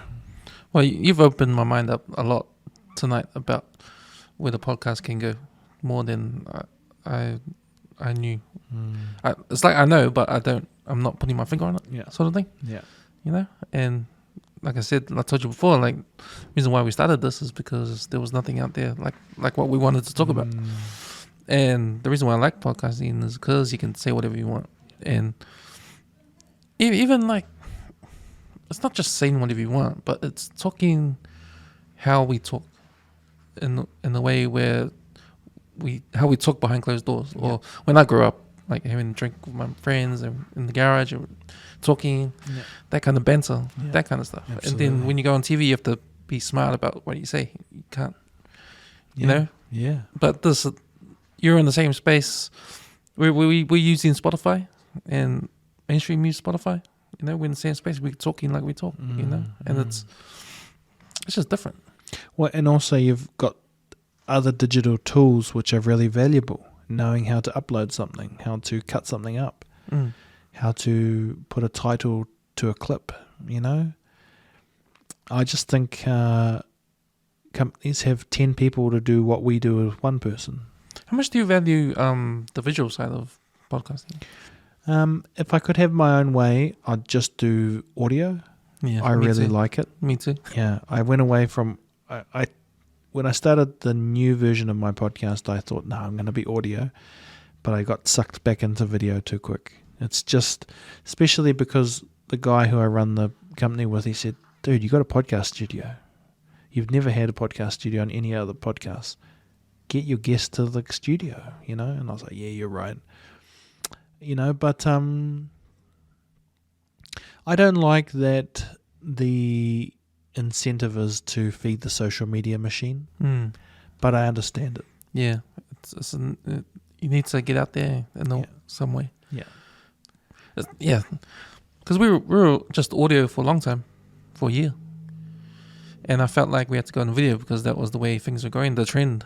Like you'll get noticed more if you have a social media page, and that's why we went on YouTube. But I never wanted to go on video. I always liked the audio, you know, easy to edit and don't have to worry about editing the video. I just think it's awesome how you've got a network. Like, I don't see any others. There's lots of people with podcasts, but not lots of people with networks. And it's just my friends. Yeah. You know? And just that you did it, and each show's got its own brand, own logo. I mean, it's so valuable, you know? It's so valuable for so many reasons. And but what it's allowed me to do now is discover my other love, and that's writing. So now I'm writing articles on our website, like sports articles and movie reviews. See? Stuff like that. And that's awesome. And I've never really thought about writing since probably primary school. Do you go into flow with writing? Do you lose time? Does it feel hard when you're doing it? Not really. Yeah, I mean, that's good. It's an awesome signal. It's only hard when I do 5 drafts. And I think I'm a perfectionist. I'm reading it. It's probably good, but I'm just not. I'm doing it all over again. But I love it. It's something I used to love when I was at school, but then things got in the way. So kind of revisited that, and I loved it. So, and I mean, that's that conversation about you don't know where things play out. Right now we've got AI, and that's the cool thing to write everything.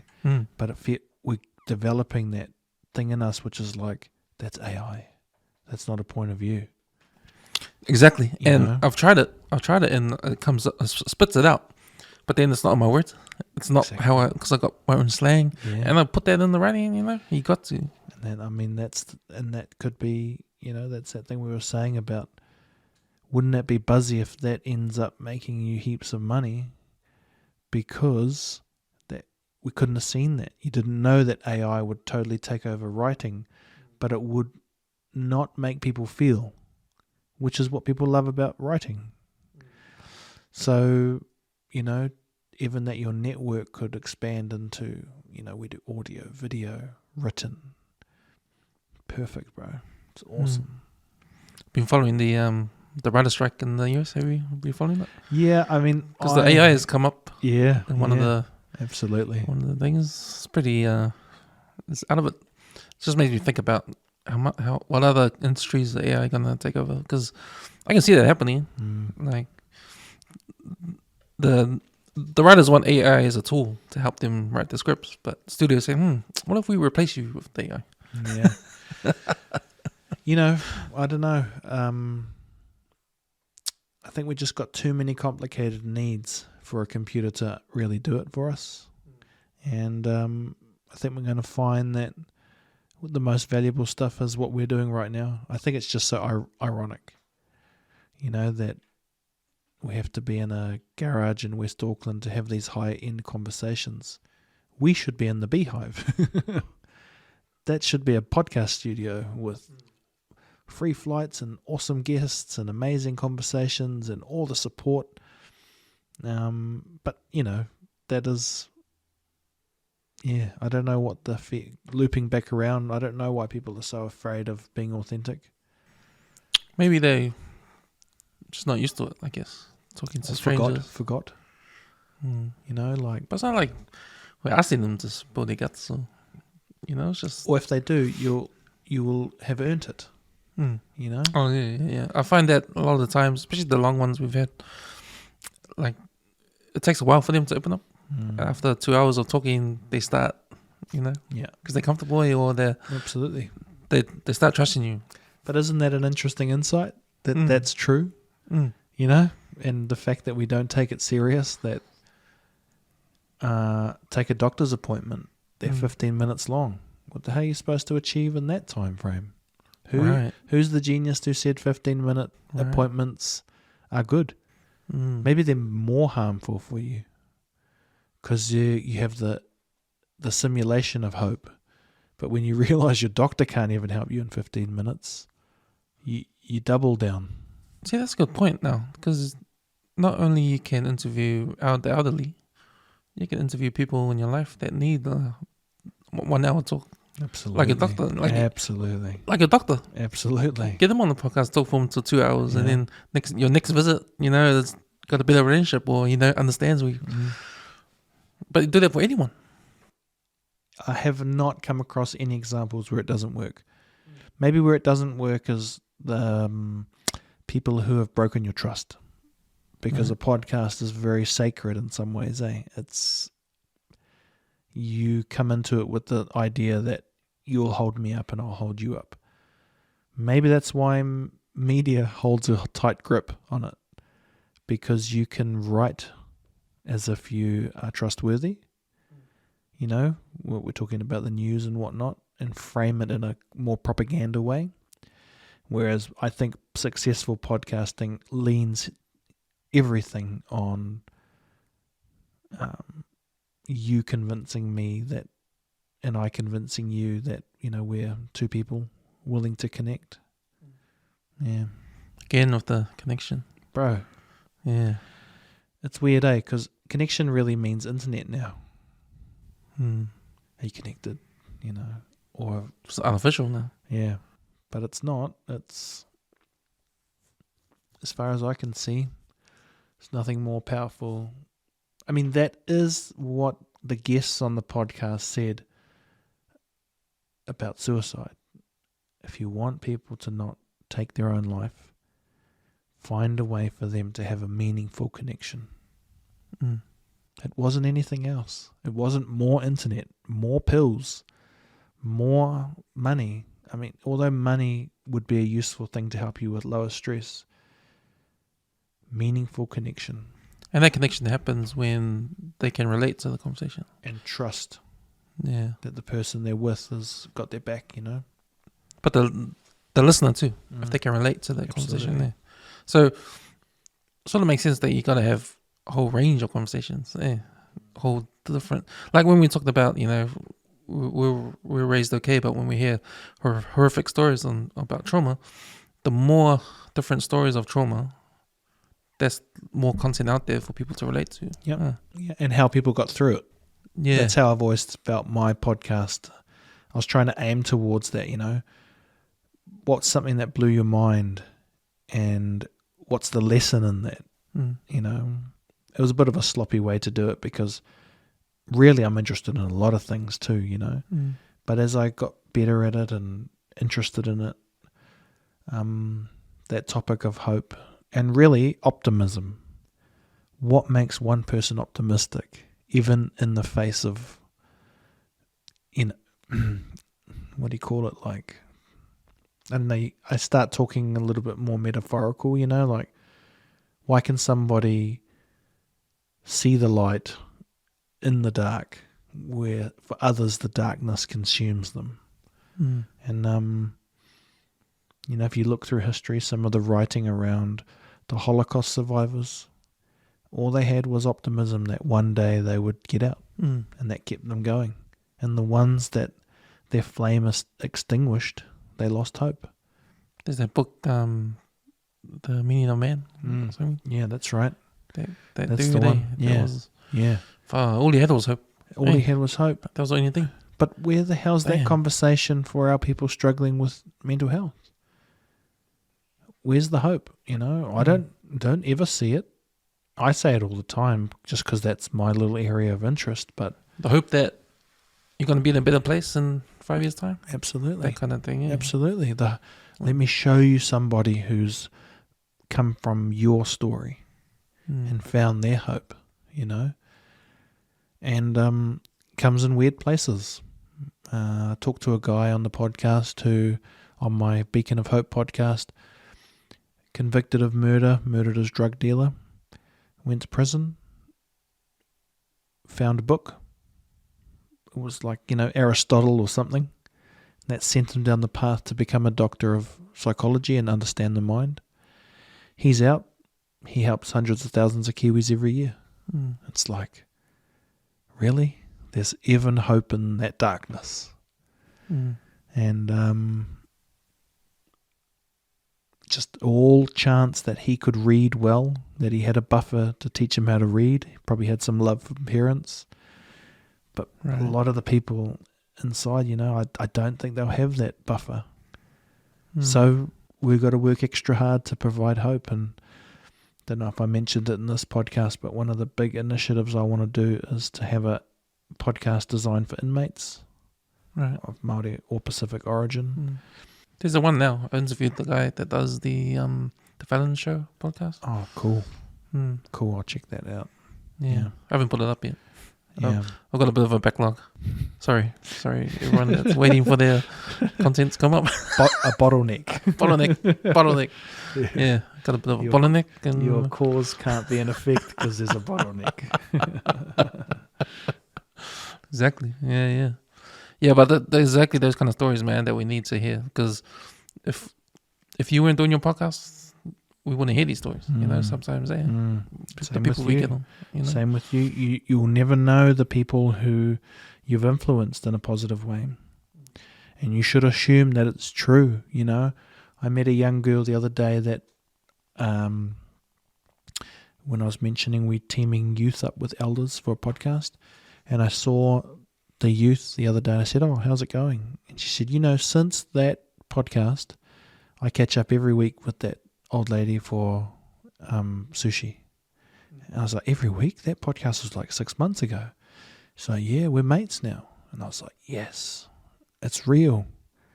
And my job now is to get 100 examples of that, so I can take it to the government and say, look, this is not just, we're not hanging out.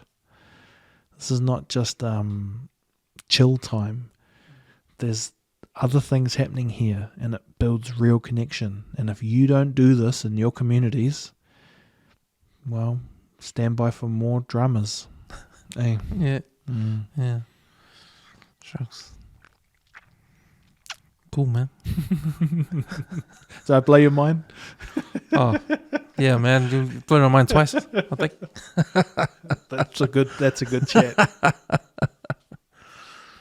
Yeah, I just hope things will get better, Yeah. in terms of the podcast, where it goes for independent people. Well, it won't if we don't go hard at it. No one's got our back in that. We just happened to stumble across an area which wasn't totally owned by somebody. And we happen to be good talkers. So we've got to double down and triple down, and yeah. I think as well as good talkers, but people that just love to learn, because that hunger for knowledge is big key, I think, for me anyway. Because I just, every time a guest leaves, I'm just like, man, I want more. I need more info. I need more stories. What are you searching for? What do you think you're not hearing? See, you know what? Since you've been here, that's all I'm thinking about right now. What am I searching for? Yeah. What am I hearing? Yeah. I'm just, man, because I say I want to hear stories, but then I'm thinking maybe there's more to that. Yeah, there's connection. Yes, connection. Yes. Yeah. And that's, to me, that's hard for me to reconnect. I'm connecting during the conversation, but what happens after that? What am I still all this knowledge I'm getting, am I still using knowledge somehow Interesting. in my life? Like, and because I feel like I'm betraying someone that I've talked to last year. That they've just come and gone, and what have I done with that knowledge? And besides just being in awe of the story, and what am I doing? Right. Because I'm thinking there's a lot of lessons I've heard and learned at the time, but I'm not doing in my life that could help me. Interesting. And I think because it might be because there's too much things, and I'm caught up with the process. I don't know. I hear you. And maybe that's why I want more and more. It's like I'm grabbing stuff in the trolley and it's full and it's over full and I'm still grabbing stuff and I can't fit anymore. But I'm still grabbing stuff. That's what it feels like. Yeah. Yeah, and I don't know if it's a bad or a good thing. Yeah, that's an interesting insight. Worth pondering that, and digging into that. It could be that you haven't found the piece of info that you've been searching for yet. What is it? I know what I like, but what is that? Do you think it's something to do with... but I don't want it to stop.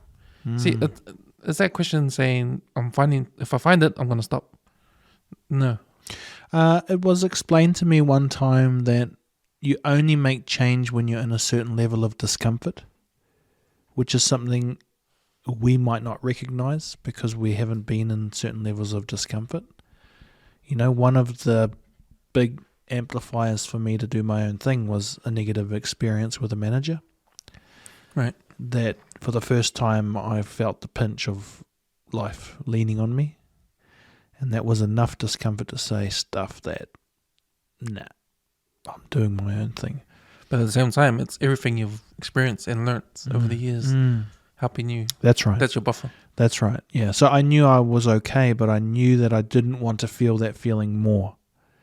And that was enough for me to be like, nah, take the risk, But that could be something to observe that you actually, I'm just trying to think with you about what it might be trying to guide you towards, The obvious ones are, I guess, business-wise, monetary-wise, how you earn your living. And that seems to fit well in terms of doing what you like and then getting someone else to pay for it, But also maybe more kind of philanthropy stuff. What is it that you're learning that you could share with others? Yeah, it's a really interesting one. Well, the podcast is sharing with others that listen in. So I'm thinking that's positive. I mean, if I think about that, like if I do feel I'm betrayed, if I'm betraying them by not implementing what I'm learning, then maybe someone else out there is implementing what they're learning from the podcast. I don't know who it is. It might be one person. And maybe you are implementing it, but you just, not enough time has passed. It's funny, because we do these other podcasts here, like we do sports ones and movie ones, right? And I don't want to be in all of them because I feel like my voice is too many places. So I'd rather get other people to do those ones. I'll just produce it. I'll produce all the podcasts here, but sometimes when I get in the zone with one podcast, like we did the movie one on the weekend, right? We did 2 movies in the weekend. And then I'm like, man, this is so cool. I'm just going to do this now. Stuff all the other ones. And then I do this back on 3-5, talk to someone. And then I'm like, oh no, this is the one I'm going to do. Yeah. Stuff the other ones. Yeah. And then I go to the sports one because I love sports. So I'm just going to talk about the rugby and go on that podcast. And I'm like, man, nah, what if I just do this only? Why don't I just do this one? So yeah, it's like, man, there's too many things. Well, I know what you need to do. You need to, like we said at the start, make it an official platform that gets funding, because those things exist, and amplify it, Maybe some of the things you're feeling that the guests are saying is like, like I've been saying, actually really takes a lot of guts to think you can do something. And when you don't have, maybe I'll just generalize for a second, if you're like me and you haven't wanted for a lot in life, I've had the feeling in the past that can stop progress because I have nothing driving me. That's only been a feeling of drive for the last few years. Most of my life, it's like, yeah, it's all right. I'm cool. It'll work out. But I don't believe that to be the case now if I'm not driving. If you're not doing it. Yeah. Doing the work. And so maybe having that bigger goal to help you drive something forward, which I think is totally a worthy goal of building your network up and making it, we have more resource. What does that mean? You can do more. Could be one area to look at. But lots of things out there work, there's lots of good advice and you just got to pick the bits that make sense to you. I like the cause and effect one because it's a simple science, that it asks you, what can you guarantee? And when you can guarantee it, you can earn from it. I like that one. Yeah, I like that one too, because when I heard that from you, it put me in the consumer's perspective. And you spend your money because you know what you're gonna get. That's right. You know what you're gonna get from A to B. You know what you're gonna pay for, what you're gonna get in return. But 100% of it, not some. You don't want to know half what you're gonna get. You need to know everything. So as a business, you need to actually tell them. That's right. Big Mac needs to be the same every time. Yeah. Not all Gatorade, It can't taste a little bit like Pepsi. It has to be exactly. And then there's giant amounts of money there because there's a high trust, Yeah, so I got heaps to learn from my mentor and, I'm starting to feel myself become more ambitious, which is a bit weird. I'm like, far out, maybe I'm going to turn into the greedy me guy, Like that movie, The Laundromat. Have you seen that? Who's that in that one? It's Antonio Banderas. And No. I forgot the other guy. It's an interesting movie, eh? It's a new one. I think it's a couple of years old. It's on Netflix. It's about these two businessmen. They want to help the world. Like they're young. They want to do business to help people. But the higher they go up in the corporate ladder, the more corrupt they are. Then when they get to the 1%, they're like they're just greedy. So the movie's trying to say that's what happens. Yeah. And that's what reminded me of when you just said Absolutely. that. You can have it all. I was thinking today, maybe I should buy a podcast studio and own the building and hire it out. And, I think those are all good things to think about as long as it still fits. Actually, I don't know. I'm sure I'll end up where I'll end up, and I like that it's on my terms at the moment. At least that's what I tell myself. I like that the areas that I'm interested in seem to be areas that take suicide prevention. I like that I've created the first suicide prevention podcast, at least funded through Levar. And the fact that, a couple of the episodes have done all right with the numbers, that will keep the gate open for the next person who wants to try. You would be really feeling stink if you ruined it, and then they just said, nah, no more podcasts. Only these courses, So I feel like that gate's kind of still open, and I'll work hard to try and keep that going. And actually you're supporting me by letting me come and talk about it. It's awesome, and thank you. And just do 10 more things like that. Why not create a podcast around sport, like you're saying? I talked to some guys I know at Sky, and I said, what about a podcast where I interview former and current sports stars about their mental health journey? You never see that. You can't go to the Olympics and talk about you've got negative mental health, but you should be able to. And there should be a podcast like that, and I think it would do all right. And they're like, yep, we'll get back to you. And I'm like, oh. So, is there anyone you met, like, in politics or anywhere, council, that understands the power of podcasting and when you talk about the mental health space and the money they fund for it and where the money goes? I'm starting to meet those people. Right. Yeah. Because I'm collecting a database of evidence, really. Right. And I think what I hope is that I will get some good connections which will help get some good resource. A bit probably what Mike King did in his space, you know.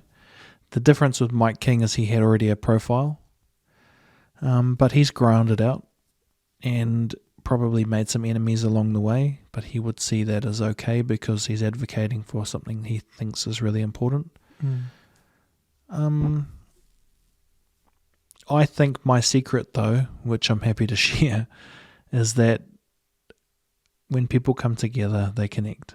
And honestly, I know I've talked about it heaps, but you can't ring someone and say you want to go for coffee if you don't know them. And you can't team an elder and youth up together and expect anything to happen. You have to provide the space. And when you do, i.e. a podcast studio, floodgates open, you know? So if I was asked to develop podcasting for all different types of things, I'd say we absolutely need more counselling podcasts that articulate why it's good to talk to somebody. I think that hasn't been done. You know, it's just assumed that you go to a counsellor. But I don't know anyone that's been to a counsellor. And I've never heard someone say it's good because people don't admit that it's a real thing. But if I heard a podcast and listened to...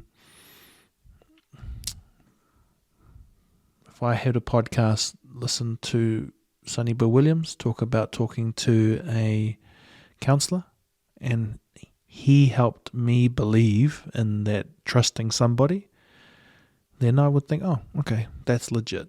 And a podcast is an awesome vehicle for that. But currently, that would never sit on radio. You don't hear a radio thing about Sonny Bill talking about whatever, just as an example. It's all about the sound bites. Yeah, that's right. Yeah. It's more like Sonny Bill and other areas. And that's why, to me, that's why I love audio in podcasting. Because it allows you to listen when you're doing some stuff. You know, in the car. You know, YouTube, you got to sit down and actually watch it. You know? And you can't run. You can't go for a run. You can't wash dishes. You can't do other stuff. You know? It just makes sense to me. Like, dude, audio is the... 100%. One of the first investments I brought is YouTube Premium when I started my business, because you know what you can do when you're watching in the car, you can click it off and it still goes. Right. On regular YouTube, when you click your button off to save battery, it stops. Oh, okay. Yeah. It's always a premium. Yeah. But I found that to be the most useful thing. Better than not having ads. Right. Because I drive, my companion to driving is podcasts, audiobooks. I can't do anything else. I can't listen to music anymore. No. Sometimes I'll have to jump to music. Sometimes it's always the same kind of songs that have those kind of podcast meanings. You know, like Johnny Cash, I Won't Back Down. You know, if I'm feeling it, I'll be like, check on that song. It can stand me up to the gates of hell. I try to hold back on audiobooks Why's that?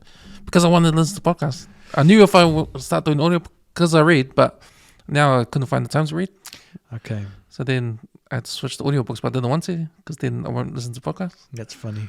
And so I was like, damn. So once I when I first got onto audiobooks, I can't stop with audiobooks now. That's hilarious. Well, see, I don't read because I think I had dyslexia growing up, which is another reason why I'm all in on talking. Right. You know? Yeah. So I've switched between audiobooks and podcasts. I much prefer podcasts, but I'm trying to learn more about business. I'll find an audiobook on a topic. Right. And then just listen to that till it's too boring. And then I jump back to, you know, ironically, I'm listening to an audiobook at the moment, but I'm also listening to the Dudes podcast and I toggle between them. Yeah. Yeah. Also more business stuff. Just like just to help with whatever you're doing now. And I hear things every day like cash flow, and I don't know what that means. So I use audiobooks and Google to suss it out. And, you know, I'm trying to borrow money from the bank for a mortgage at the moment, but they're a bit funny because I haven't been in business for myself that long. But that's all right. It's all a journey, and Yeah, I'll be surprised if this thing all works. You know, I'll be stoked. Oh, better work. Yeah, yeah. 'Cause Well, I'll be right behind you. man, it's like if it works and it's true, it's like wow. I have to rethink everything I ever thought. You know. Well, to me, it's heading that way because if organization like Crescendo are doing it, they're teaching podcasts in their studio. Like obviously there's podcasting paper and AET. So obviously there's something in there. Eh? I mean, as long as they keep the fundamental thing, which is it's not about this microphone. That's the problem with technology. That's actually the problem with people pushing people towards STEM, science, technology, maths, is that it's not framed properly. They always cite that, Pacific were the first navigators and science, but it was not, the science wasn't the dominant. It was, we need to get us there. And I think that's how I like to think about the tech. So you can have all the podcast courses you want, but it's only about me connecting with you, and this does that job of recording. But it's like if you talk to most people, I want a podcast. Why? So I can get the cool mic. Yeah. So I can have content for the internet. And you see it in the trends. At the moment, it's really trendy for the youngsters to hold their mics, like the Paul brothers or whatever. And I'm like... But then they don't last. Yeah.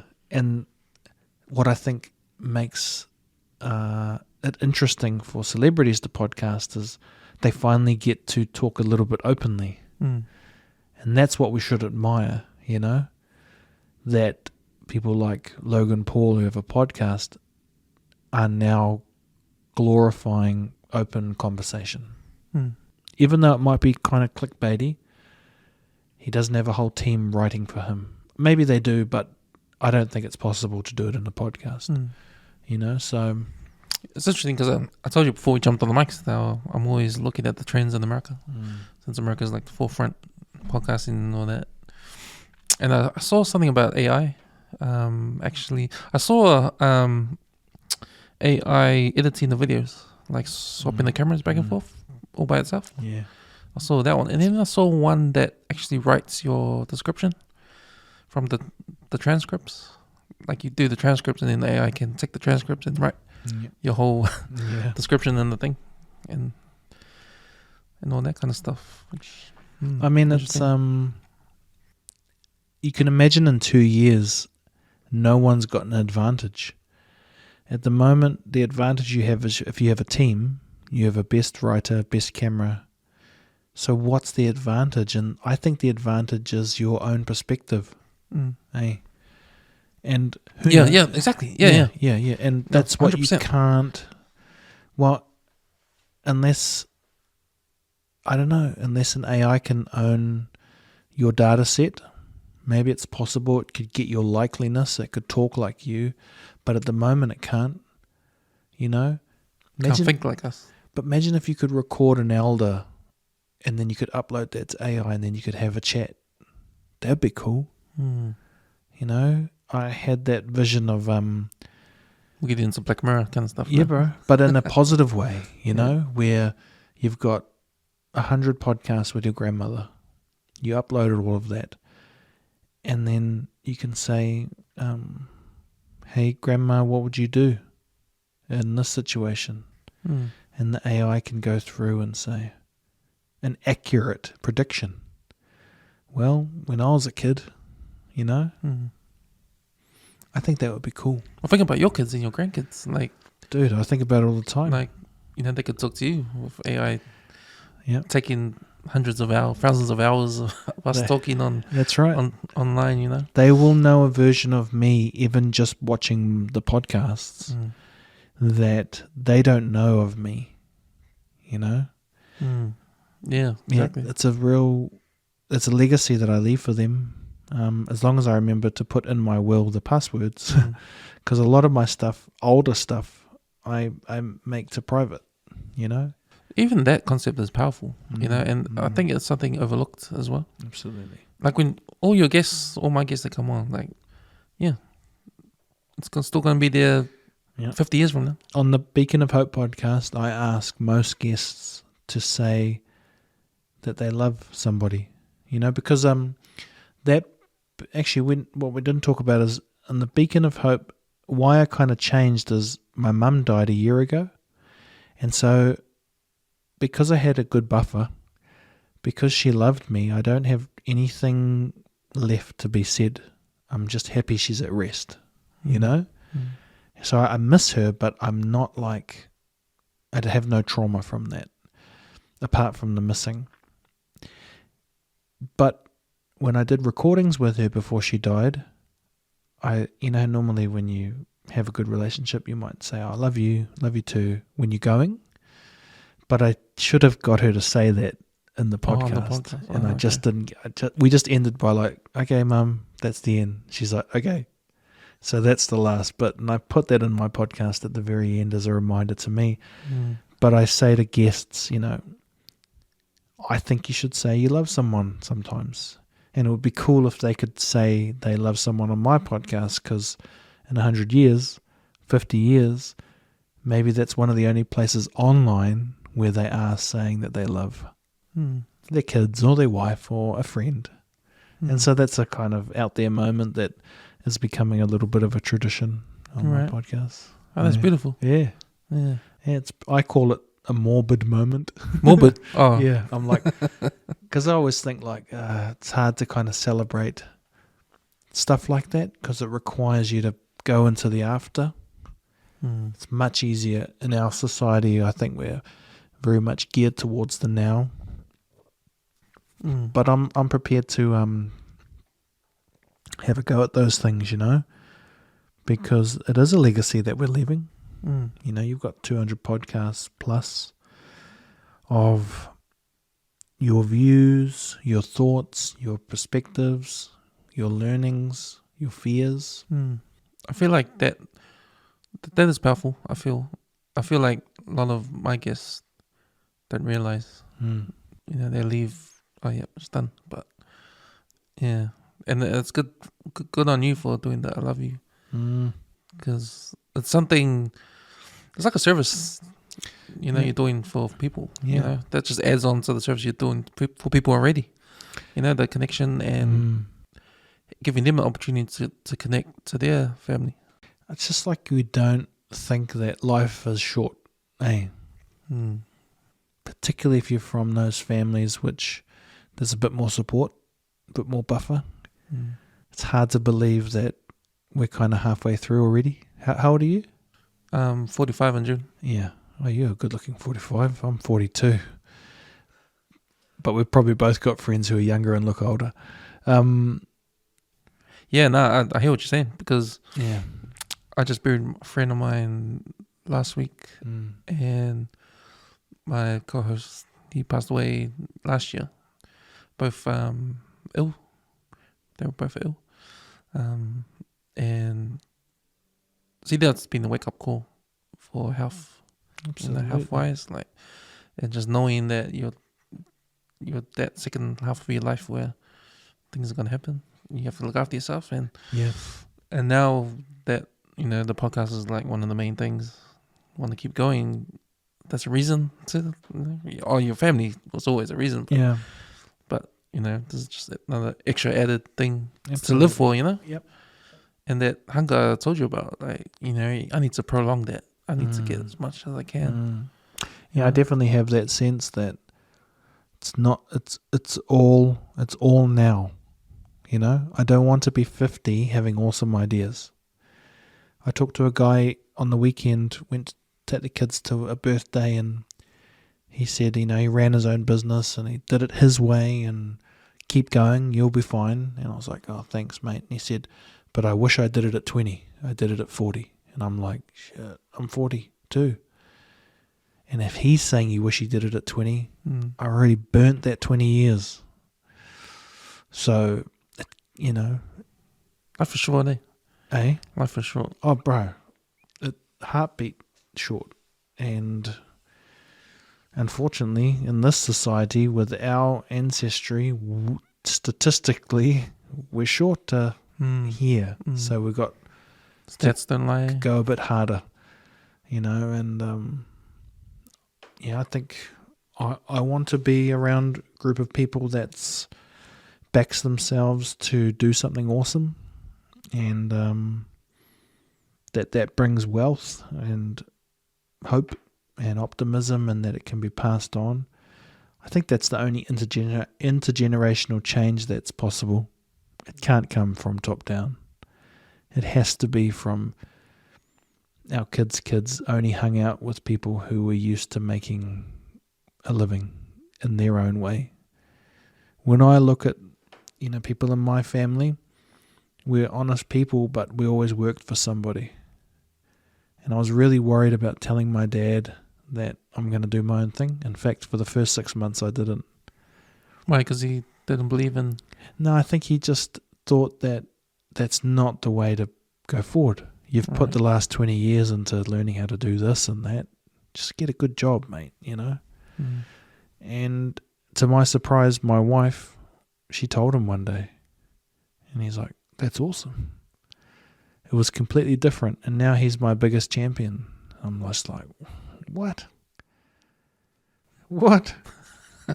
No, you're not. But he is. And but weirdly, it's because I can show him the evidence of my income. So it's not just that he has to believe in me, it's that he can see it. And I just say to him, look, going to go hard, and he's like, all right, good luck. I'm like, cool. That's one of the recurring themes on Back on 155 podcast with the guests, talking about the expectation of parents and the job, and if it's not a lawyer or a doctor or accountant, then I don't know, work at the factory. Yeah. I mean, I didn't know that stuff because my mum kept me right away from it. Dad's the Palangi, mum is Cook Island, and she knew that all that, but she's just like, do what you want. I think you're going to be a singer, she used to say to me. It's like, no, I'm too embarrassed to sing. She went to like a what do they call those people? Where they read your future. Oh, like tarot cards and all that kind of stuff. Yeah, she did that, and she's like, no, she's going to go around the world and be on his instruments. And I never clicked that she, I don't really actually believe in that stuff, but I'm like, that'd be pretty wild if the vision was this stuff. Podcast, microphones. Because, I mean, these mics are similar to the ones they used back in the day, especially the Shure microphones. Yeah. The other version to this that Joe Rogan and that used, that was what Thriller was recorded on. Oh, really? Yeah. It's that old? Yeah. And so, maybe there is something, the bigger energy out there and stuff like that, but I don't know. I think there is, but I think it's more practical, I know when I was young, my parents wanted me to go to university, do something good like that, but I don't know. I never thought about that. I thought going to university was just to make my parents happy. But then going through school, all I liked to do was draw and write. But then, do you do that now? Do you do that for your earnings? No, I work at an architectural firm. So maybe that's the not trying to psychoanalyze you, but maybe that's that desire for knowledge, as it's gently just pushing you along that pathway to find a way to combine all of those things on your terms. And I think that's okay to think would be cool, because it would be. But because that thirst for knowledge you're talking about, I think it's a really interesting thing, and also you do have current knowledge, and there's this knowledge, and maybe it's about just spending a bit more time trying to say, what is that gut telling me to do? But I'd be very, what would you call it? Basically, don't listen to me because I'm only a year into my journey. See if it works. I think what you're doing, you're helping me open my mind, because Yeah, I do like to learn, and I see it when if I'm not getting it from my guests, I'm getting it from podcasts or audiobooks. You know, so it's always that hunger. I'm listening to audiobooks at work when I'm sitting at my desk. I've got the audiobook in my ear. But see, my hunger changed. It went from please blow my mind to show me what's optimism, and so I only think about optimistic stuff and business, and that is really for me to hone those skills. So that's like, what is your need? But is it to help your goal? What you're getting into now Yeah, is for you to learn more to help what your goal is. Well, trying to get to your goal. I think so. I think the optimism, if I can understand that from all angles, I can use cause and effect on it for my projects. You know, I can tailor the talking part to finding hope, you know, which is, I think, part of what I tried to do in the suicide prevention. You know, where did you find hope when you were in your darkest days? Stuff like that. But I definitely feel like, I said to someone today, they were like, they said to me, if you were in a movie and it was the last scene, what would your last line be? And I was like, oh, I don't know.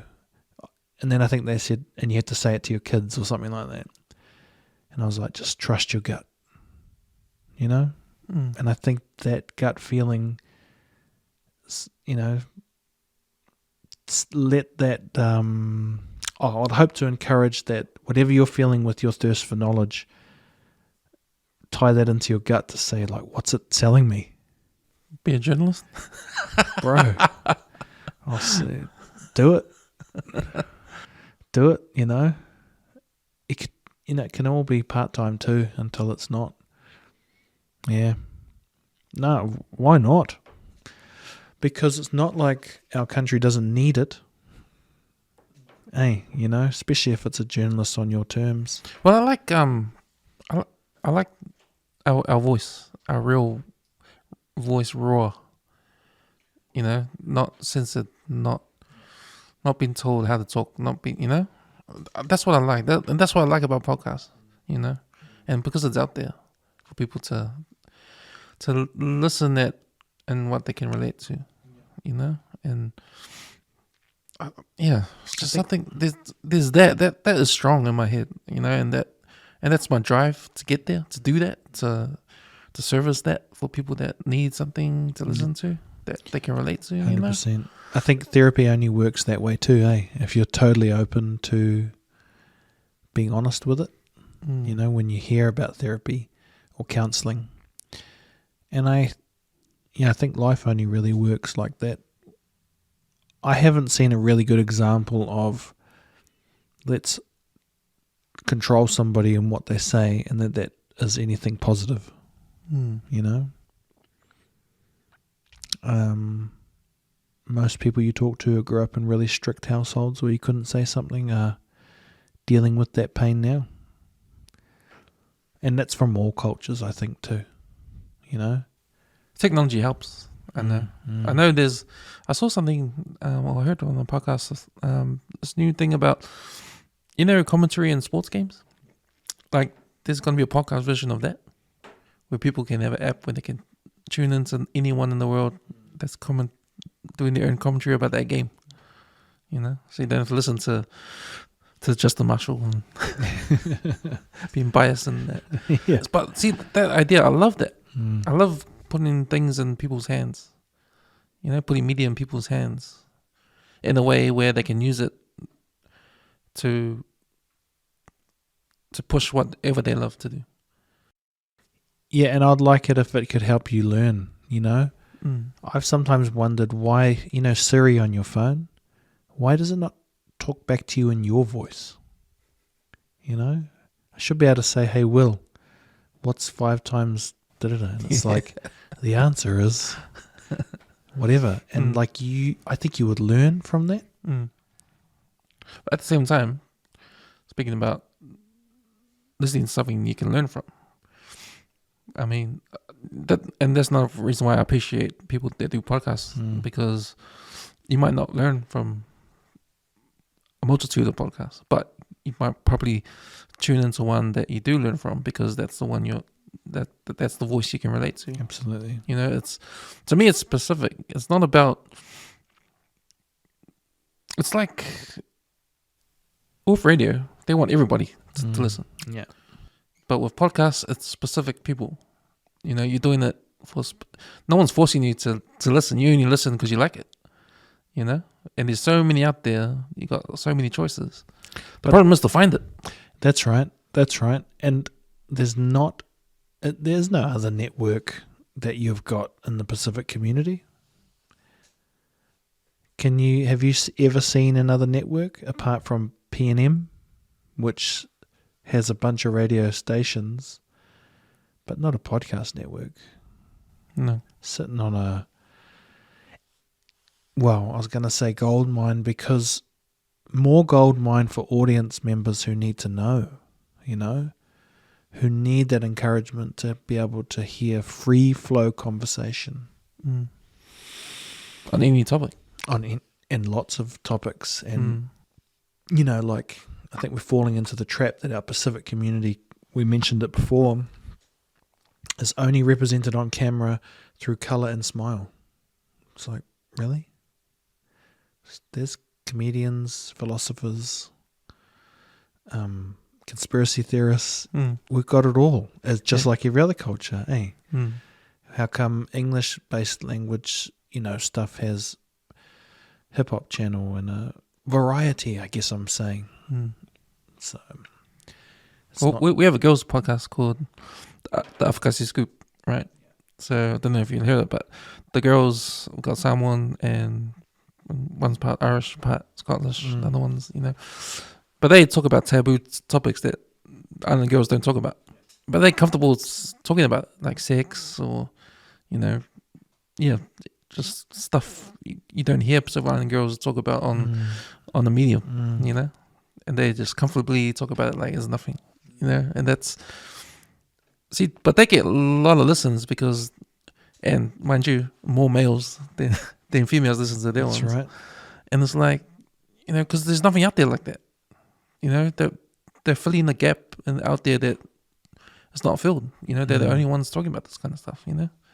And that's what I mean about the power of podcasts and what you can offer. Like, honestly, take the shackles off. There's no rules. Like, yeah, sure, 100 people might hate it, but 100 people might like it. It's up to you. It's totally up to you. And there's thousands of podcasts out there. You just gotta find it. Yeah, find one. Man. Gotta get that network, amplify it, get funding.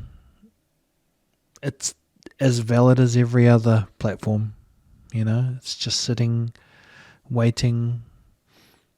Yeah, it's, again, man, it sucks that we're the dudes doing it. There's way smarter people who have spent their careers, who are supposed to hold that care in their hand, but they choose not to. They choose to follow other things that,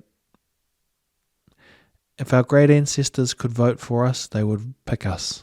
Yeah, because I bet you we're more close to how they were. It's like risk reward. They had, and a friend of mine was telling me in Tonga back in the day, they had games where they would prepare you for life, and one of the games was you sit at the bottom of the ocean and hold a big boulder, and the person who could sit the longest was the winner. And they loved it, and it was like, what's the deal there? I was asking, and they're like, well, if you were going to go out and voyage, you had to be the strongest, right?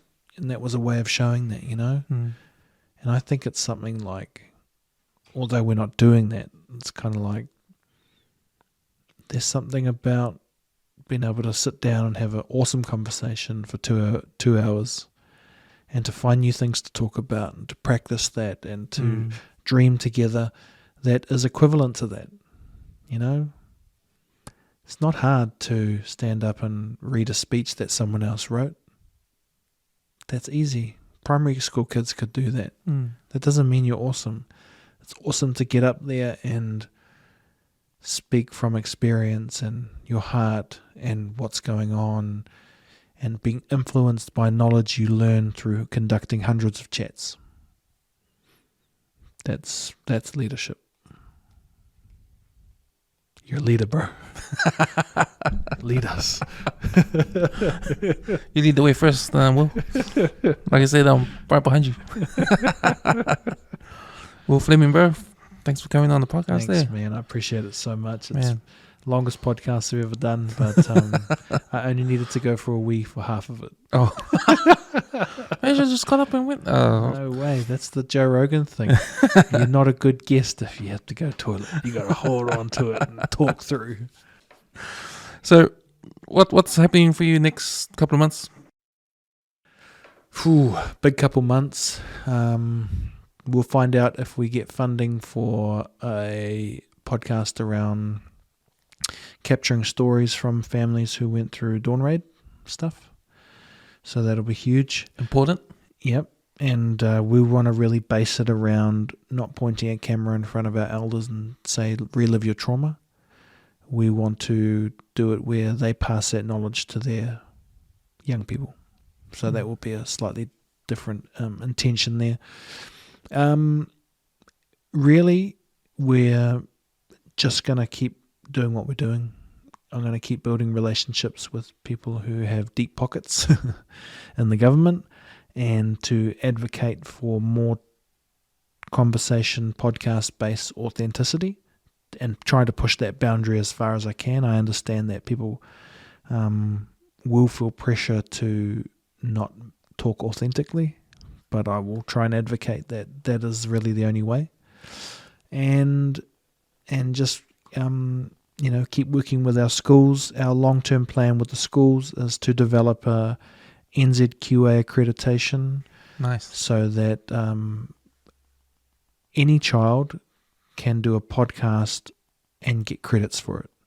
And I think this will incentivize more oral-based ways to get credits. In school, regardless of what people say, you can still only get credits for writing and reading.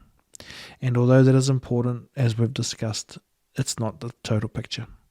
So I like that if you're a young kid and you conduct a conversation with an elder, you'll get credits that will help you pass. And if we could roll out a bunch of those, I'd be happy. Nice, man. And where can everyone find your podcast? Podcast, just search A Beacon of Hope on any podcast platform. Go to campfirestudios.co.nz. That's where all of the professional stuff that we're making is hosted. On YouTube, Campfire Studios, all my videos are there. And dude, let's can I be part of your network? Can you host some of them? Get some views for me. You should come on the movie ones. Let's get some movie ones. Yeah, I do a pretty good Arnold. Yeah. Come on, do it. Hi, how are you? Get down. I spent too many years. Goodbye. Campfire.co.nz. Oh, nice, man. Nice. Look, Will, man, thank you for coming, because, man, I've learned. You've made me, try to understand a bit more why I'm doing this, And I might have overlooked a whole lot of stuff, and you just opened my mind to some of these things. I've just listened to you, how your journey was with podcasting, and I'm just reflecting on mine now. You did open my mind to a lot of things, that it's right there in front of me. If I'm searching for something, it is right there in front of me, Yep, it always is, yeah. Yeah. And I feel like if I thought that I'm doing it for nothing, it's it's right there. It's right there. You just gotta look a little bit harder, or get someone like you to come and tell me where it is. Thanks, Will. Thanks for coming. Bro. Appreciate it. Awesome, man.